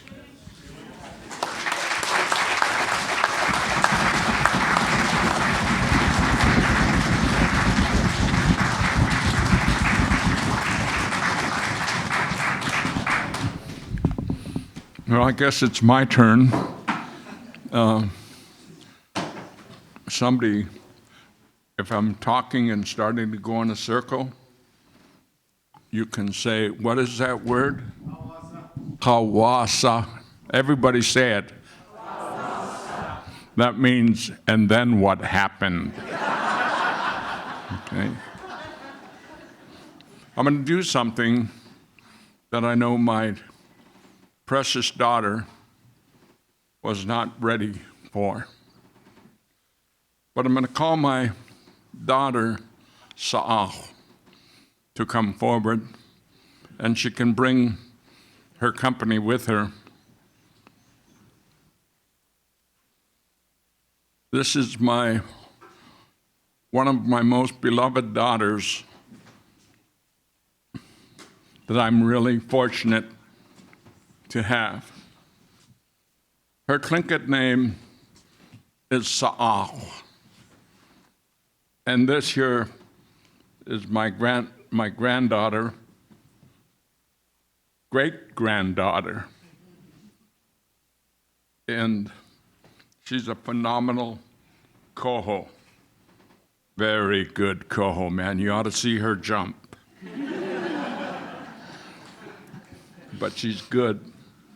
And this here, Dan brought out as his nephew. He's my nephew's son. Can you see how we're woven together as a people? I can speak Chilkat fairly well, but I know you've been sitting here a long time, so I'm not going to try to go into all the Chilkat that I can speak.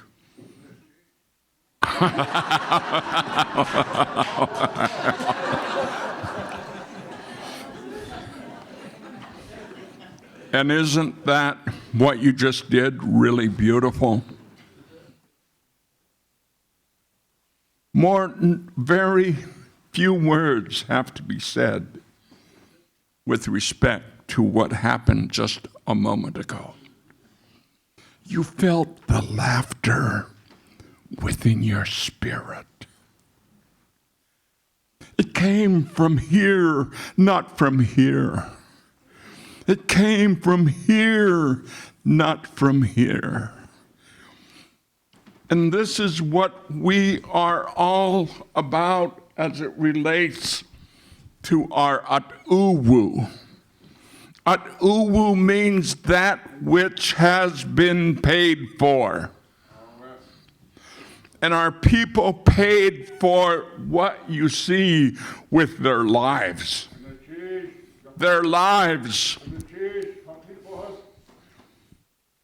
To my father's people, the Kanach Te, the Kanach Sa, Takwane, the Kanach Ate, Kuk Hitan, Iske Hitan, Gunachi Shei Diachaka. Achli Gohas, Sukach Ate, Kach Ate, Plain Gunachi Shaway, Yukatangi Hwa Ache, Kayish Katneke. Tlachkona Hawak Achtu Kale Klitzin, Isachwa Ache, Ade Yakai, Ade Kinder Haisli Shati, Yawe, Achiaslik, My spirit beams with love and kindness and joy and happiness with respect to the way my grandfather did the Natukhchaye right here in front of everybody, telling an ancient story and leaning it up against this particular artifact. This is not tradition, folks. This is love. This is kindness. This is acknowledgement. This is recognition. This is saying, here we are. We're your grandparents, and we want you to know we're here cheering for you. We're here lifting you up. We're here loving you. And it's coming with the words and the story that was told. That is phenomenal. History was told. Pardon me for using the word story, Grandpa, because every time when we say something about ourselves as a people and we use the word story, we are making it into something that might be science, might be just fictional. When in reality, what he demonstrated was the history. Am I getting tall or is this getting short?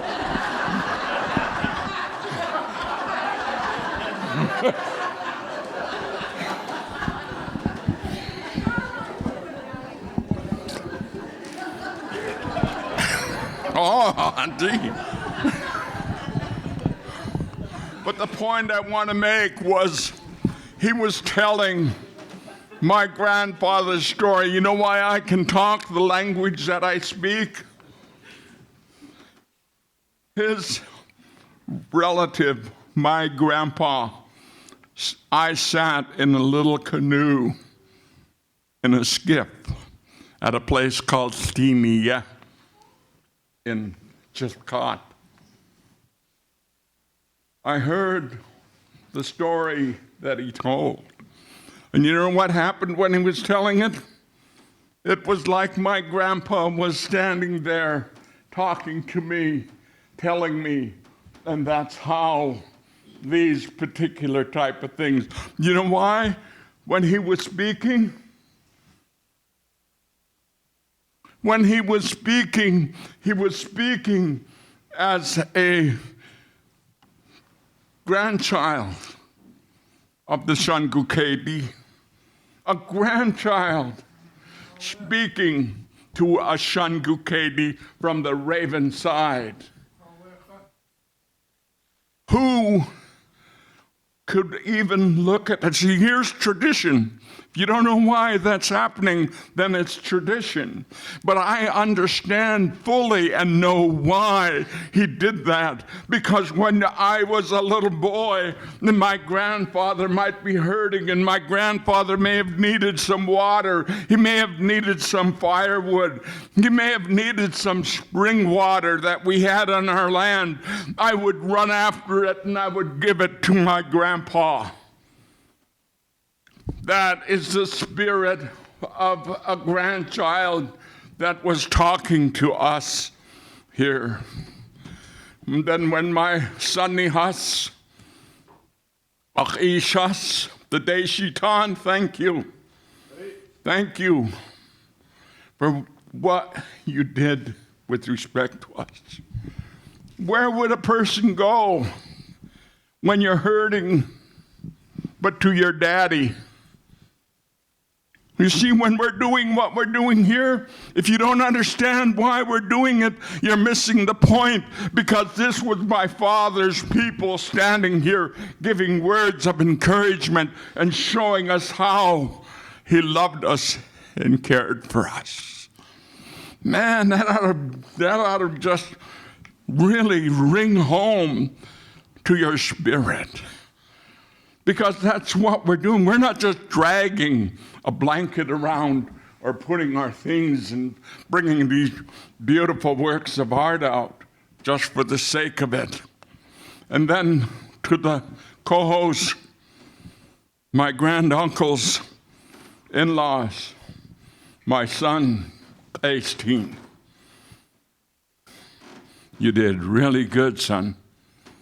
You danced really good. for your uncle and actually for your dad and his people. What can you say about that, man? That is why we say Gunachish to the Deshitan. That's why we say Gunachish to the Thuknach Adi. That's why we say Gunachish to the Thukach Adi. And then when they brought out that hat, did you see the hat that was brought out here? That was of the Kiksadi clan, and what was the name of the other one from? Huh? Oh, Teatan.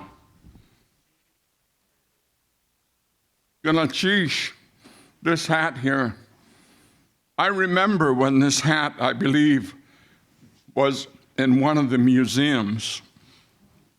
And I remember when we were just going to come on out and show our artifacts of cultural patrimony. And the suggestion that I gave was, why don't we put our regalia on and then dance out in front of those individuals who were going to make a decision as to whether this particular object would return to its people. Showing the love that we had for one another. And I don't want to take too much more time, but I just want to say thank you, thank you, thank you. Because this is something my grandfather said.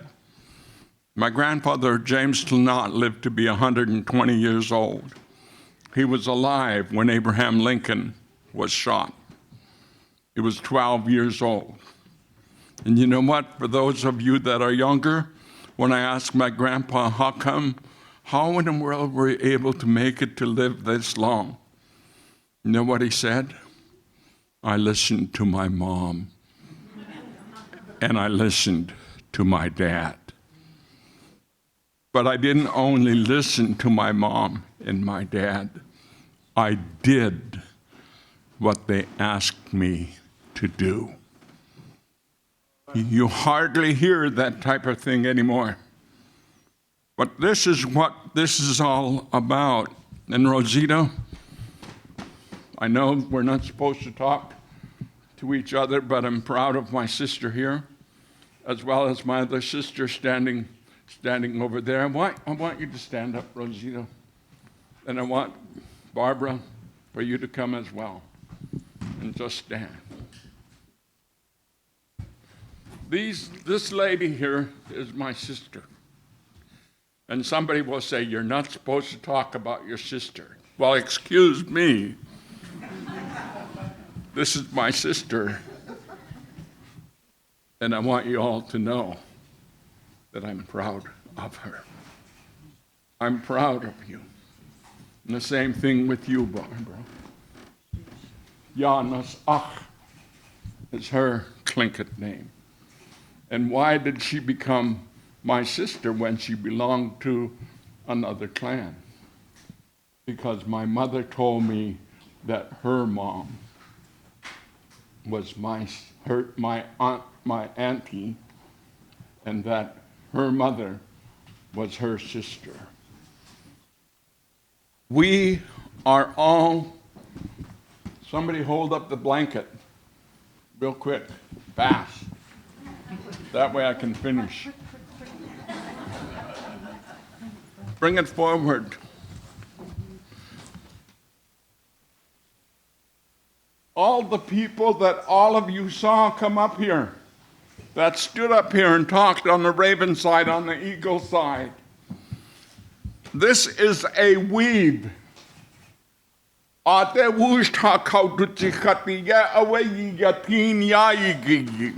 The way we are woven together as family, you saw with all the different people that came up and spoke and said the words of Gunachish.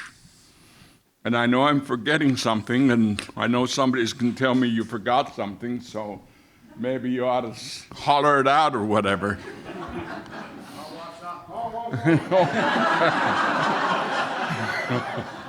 Okay, I got it. But thank you very much. We are still a people that are really woven together. That is why when the ancient ones would stand up, they would say, Anyat Kusani, Anyat Kusani, Anyat Kusani. They would be saying, most precious, most beloved children of the earth. We are woven together as a people. Let's not unravel it with respect to competition with each other, but to work together. Okay? Yitusichan, Gnashish. Boy, you guys are starting to sound like a party where I was at when I was a little boy. You hear that, sounding like a bunch of,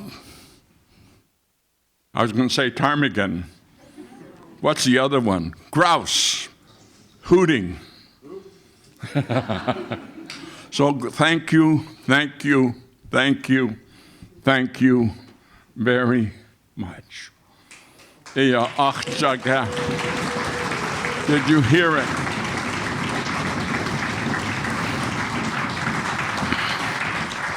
And the words you can say, say that.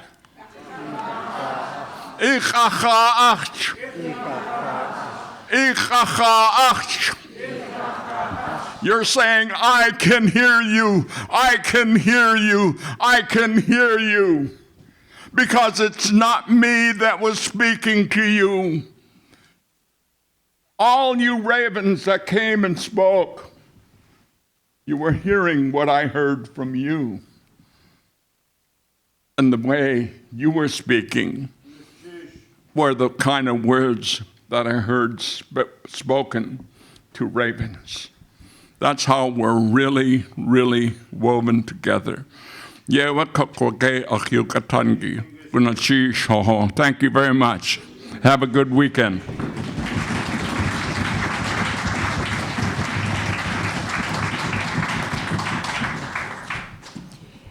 We have about 50 or more Tlingit clans, but only 12 were represented here today, and probably we might be grateful for that. But our land is filled with many, many resources, cultural resources, natural resources, and we are rich in our cultures and in our tribes.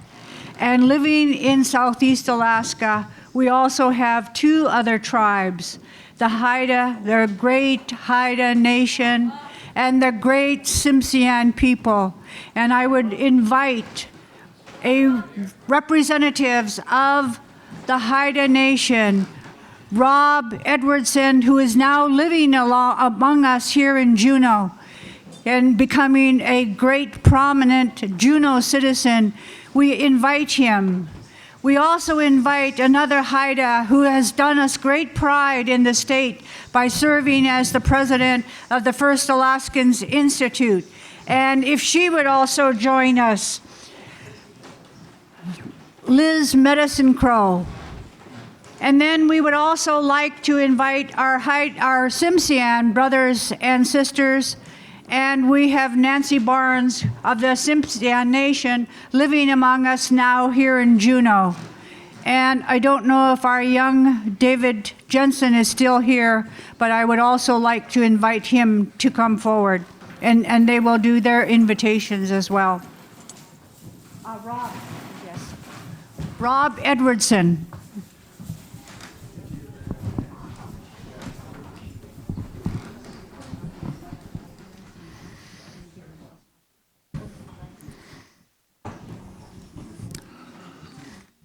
Harala is at lunch. is ant de goedenai lagen. Gahuya gustu de qua lagen. Yaklanas u de ijung. Kat nice u de ijung. Can you guys hear me back there? Okay. Where was I? Kat nice u de ijung. Skanjat dinanu ijung. Skiljade di au ijung. Hoots kengula hinu di keang. Kis hade uijung.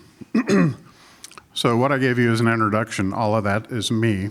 My taxpayer name is Rob Edwardson. I'm here to speak. I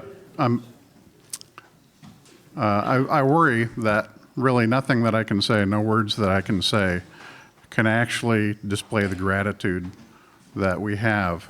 So what I did is I just put together a little story. It's a short story. And it's about my grandfather, because as I watch the elders speak here, I hear my grandfather's voice. He was a storyteller, and he would practice all the time. And the thing that comes to mind when he was practicing was in the morning he would make us breakfast, and he would get up early and he would be shuffling around, you know, as an old man who worked too hard for too long. But he worked all day long just practicing telling stories. And everybody's got a story, and the robe that you've brought back home has a story. His stories, they're about great men, great women, a lot of them about mishaps, a lot of them about poor judgment. There's a lot of Haida stories about the poor judgment of young men. And I remembered all of them, usually too late, but that all added to my story. And all the bad decisions that I made, all the good decisions that I made, all of the people that I ran into added to that story. And you've heard earlier that there really isn't an English word that matches what these objects are to us. I've grown up calling them regalia, robes, dancing blankets, so I'm just going to call it regalia. All of our regalia have stories. All of them have life. We're going to breathe life into it, I think, a little bit later, so I'm not going to talk too long. But really what my grandfather was telling me stories for is he was telling me where I belonged and who I belonged to. So as I've gotten older, I've started getting my own regalia, and in the back I have a hat that was woven by a friend. She stopped doing everything that she was doing in order to weave me a hat in time for celebration. That's part of the story of that hat. 120 years from now, when somebody else is dancing that hat, that's going to be part of that hat's story, and it's going to be part of me carrying on. So, just like the hat, this dancing robe, this regalia has a story. In 100 years, 120 years, it hasn't been at home. And you guys brought it home with your generosity. And that's going to be part of the story, and you're going to be a part of the story as long as that goes on. And that's really all I have to say. Thank you. Oh, thank you very much, Rob. Rob Edwardson. Now, Liz.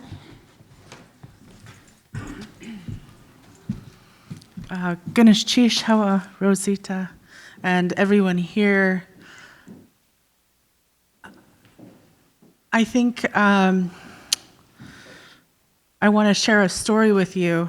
I am the granddaughter of Mona Jackson, who is from Haida Gwaii. I'm here with my older sister, Gail. Our mother is Della Cini. She is a weaver as well. My sister is a weaver as well. And I am I'm the awkward, untalented one of the bunch. When I grew up and my mother began weaving, I grew up with the smell of wool and cedar around me. I grew up harvesting with her and watching my sister learn how to do our raven's tail weaving as well, and learning how to do our Chilkat weaving. We had the opportunity to travel to the Peabody Museum when I was in college with my mother, my sister, because the Peabody holds basketry that my great-grandmother made, Lucy Frank. When we walked into the archive, all of us had the same feeling. We could feel our hair standing up on our body. And as we were going along, the person who was going to show us things, I'm sure that they had good intentions and were just excited, but they wanted to show us all these other objects along the way. I didn't know a lot about all the down south tribes and their objects at the time, but I had been raised by really good people who taught me that if it doesn't belong to me, I may not have a right to even look at it, to even speak to it, to even touch it.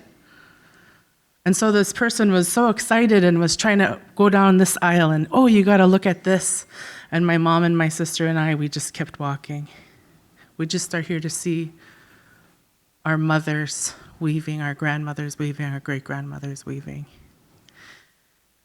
And when we finally had a chance, when they pulled out the shelving so that we could see her basketry, it wasn't just an object sitting on a shelf. It was like she was sitting there waiting for us.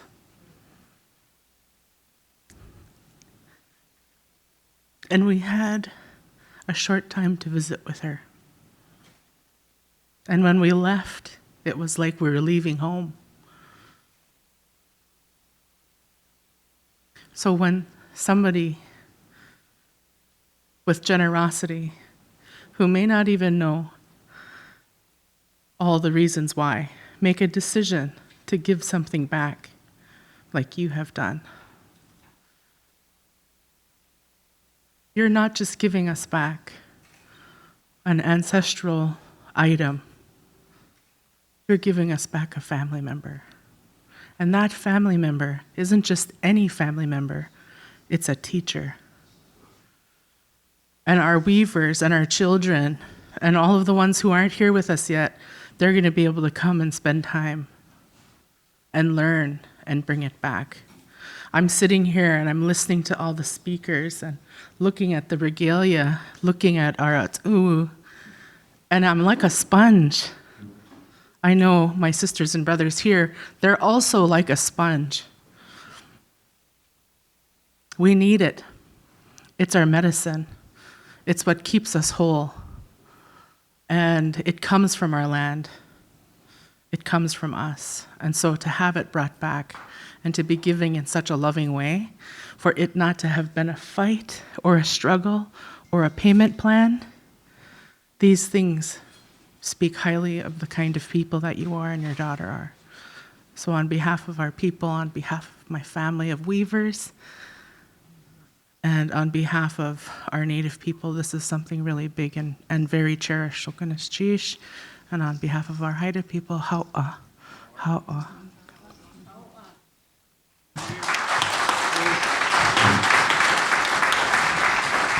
Thank you, Liz Medicine Crow. Thank you, Rob Edwardson, Dekina, Haida, thank you. And now if we could have the Simpsians, Nancy Barnes.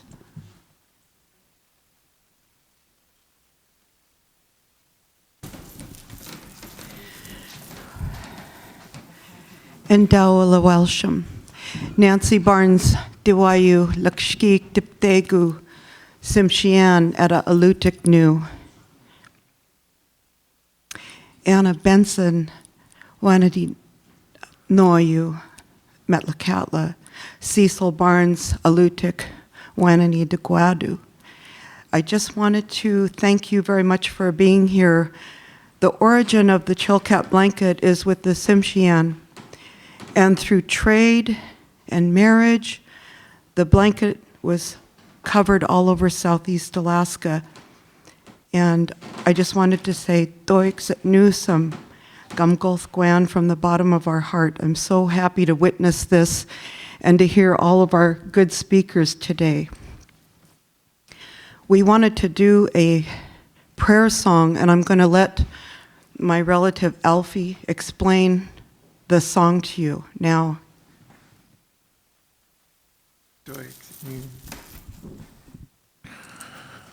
Alfie Price Dua you. Tleka Kenach Alfie Price you Hatu Asak. Kispet Wara Diptegu. Lakskik Yeri Ayachat. Nechari Dachkan Ayachat. Frigit Ka Tutskan Ayachat. Simsianu Adagerganitsku. Doixit Newsome. I mean, no disrespect, I'm going to turn my back to you all for just a moment and address a relative. Why need? Quishalite, why need? Luam go to no needs. Luam go to what got quite existen. Luam go to no needs and need seen Shragwal Galak. We get ka, shall we get ka de kwan? Shall we get ka de kwan? Luam go to what got quite existen. Hasagu dim meal get da kwan. Doix at Newsome. In some Alagach, the Tsimshian language, when we say Doyexin or Doyexit Newsome, which I say to you, Doyexit Newsome. The direct translation isn't really thank you. We don't have such a polite little nicety, but it actually means I am bound to you. It speaks to the relationship we all have when we live together and we share the world together. Doyexit Newsome. We are bound to you. So we'd like to do a little song, and it's actually in Nishka. And we were given permission to do this song by Wekyu Gatsamilf at a Simslodam Newsome Limtiu.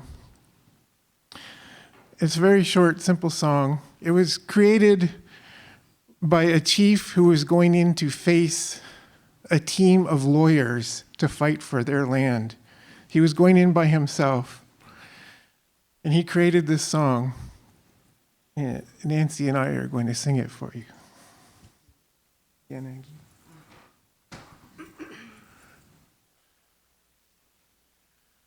Doixit nin samoget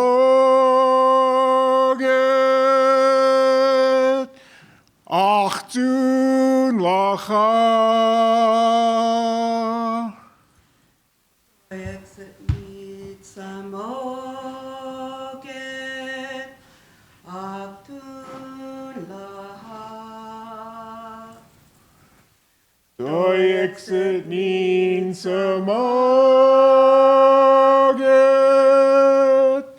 achtun lacha.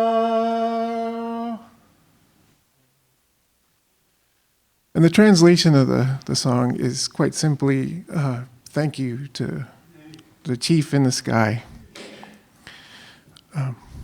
We're very grateful to be included in this important celebration. I want to teach you a word in Samayach, and we use it to celebrate. And the origin of the word is if you look up at the sky in February and the moon is shaped like a bowl like this, you know it's going to be a really good year. It's going to be prosperous and things are going to go well. And the name of that is Hobiye. Hobiye. Hobiye. Hobiye. Waiwa. Doixit Newsome.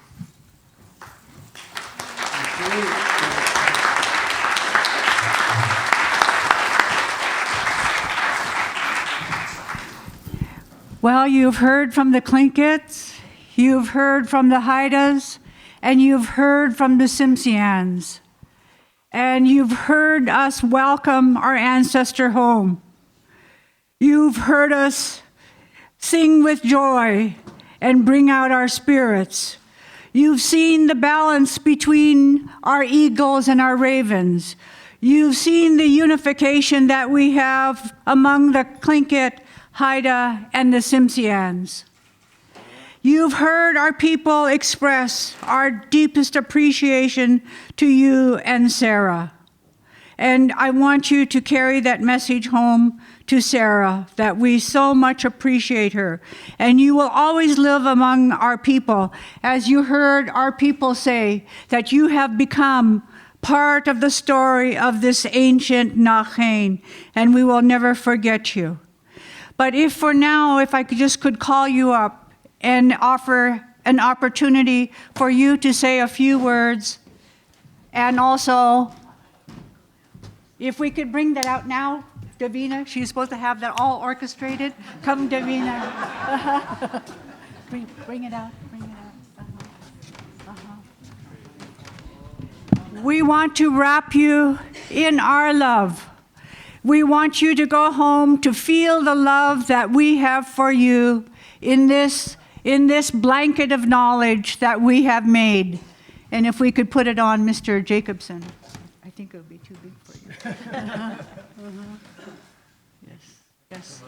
And we have something for your daughter. Okay. And if you would bring this to your daughter as also a token.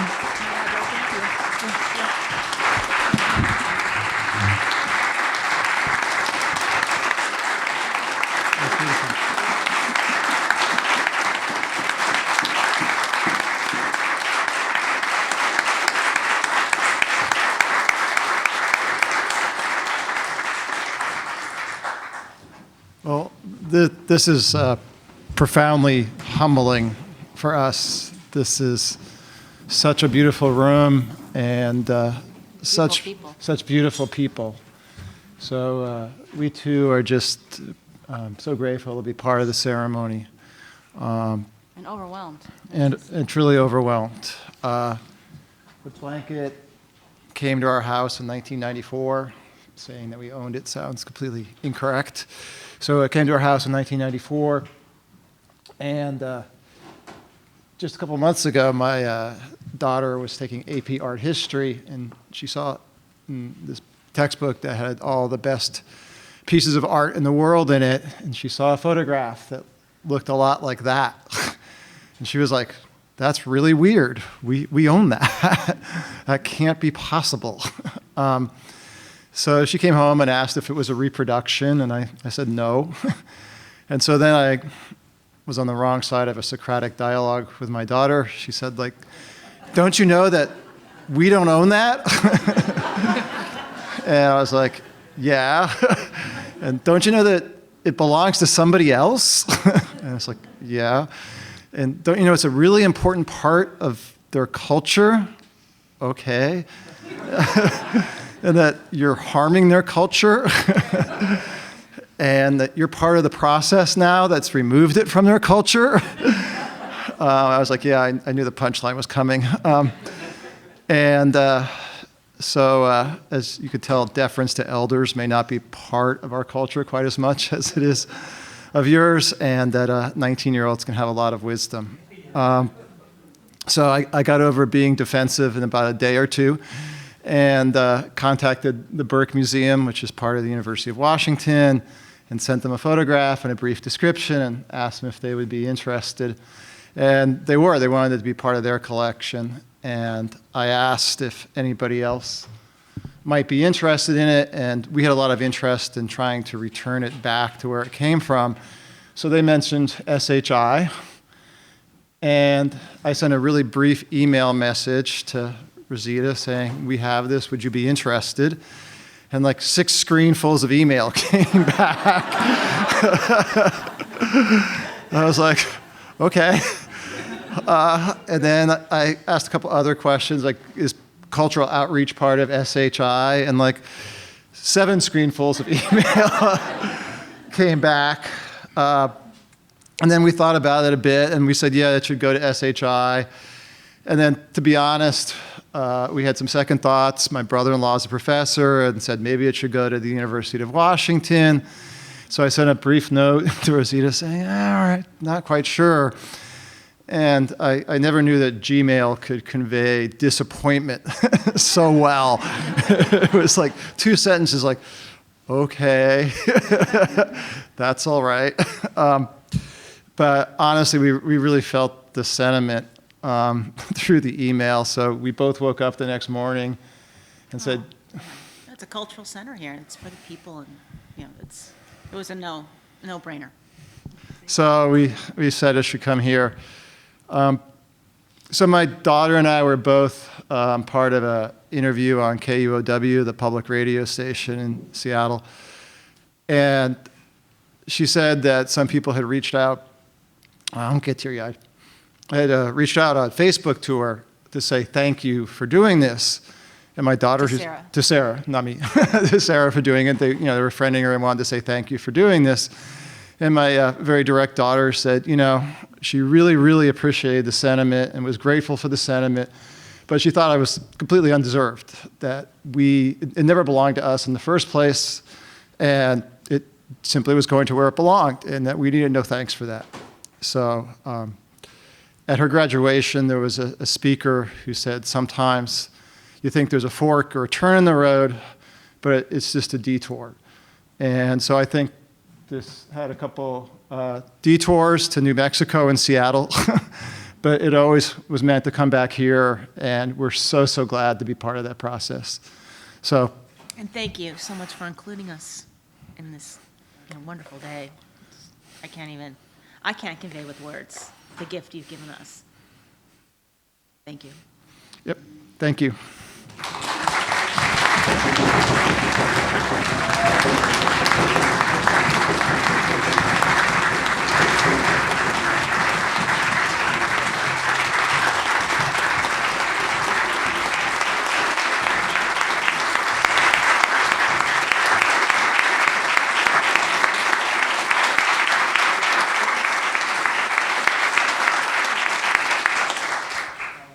Well, thank you all for being here, celebrating with us. Thank you for all of those who might be watching on TV, and for all of our friends in Juneau who are joining us. Thank you so much for being with us and celebrating this day with us. And now if we could hear from Yiskuyu, and they will sing as we leave. So thank you very, very much. Thank you.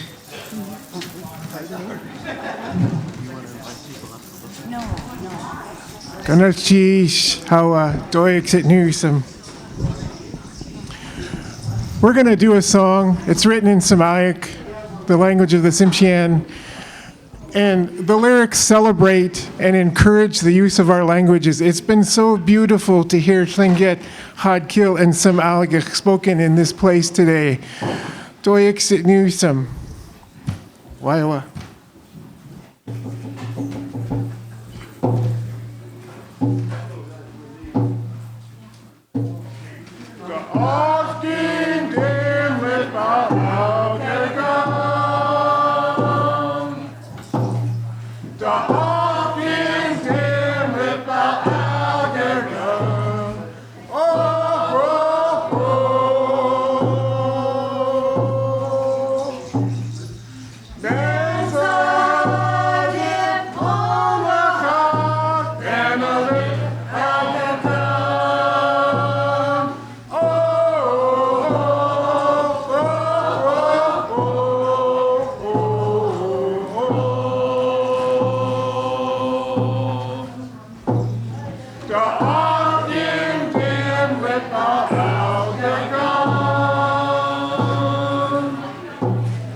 The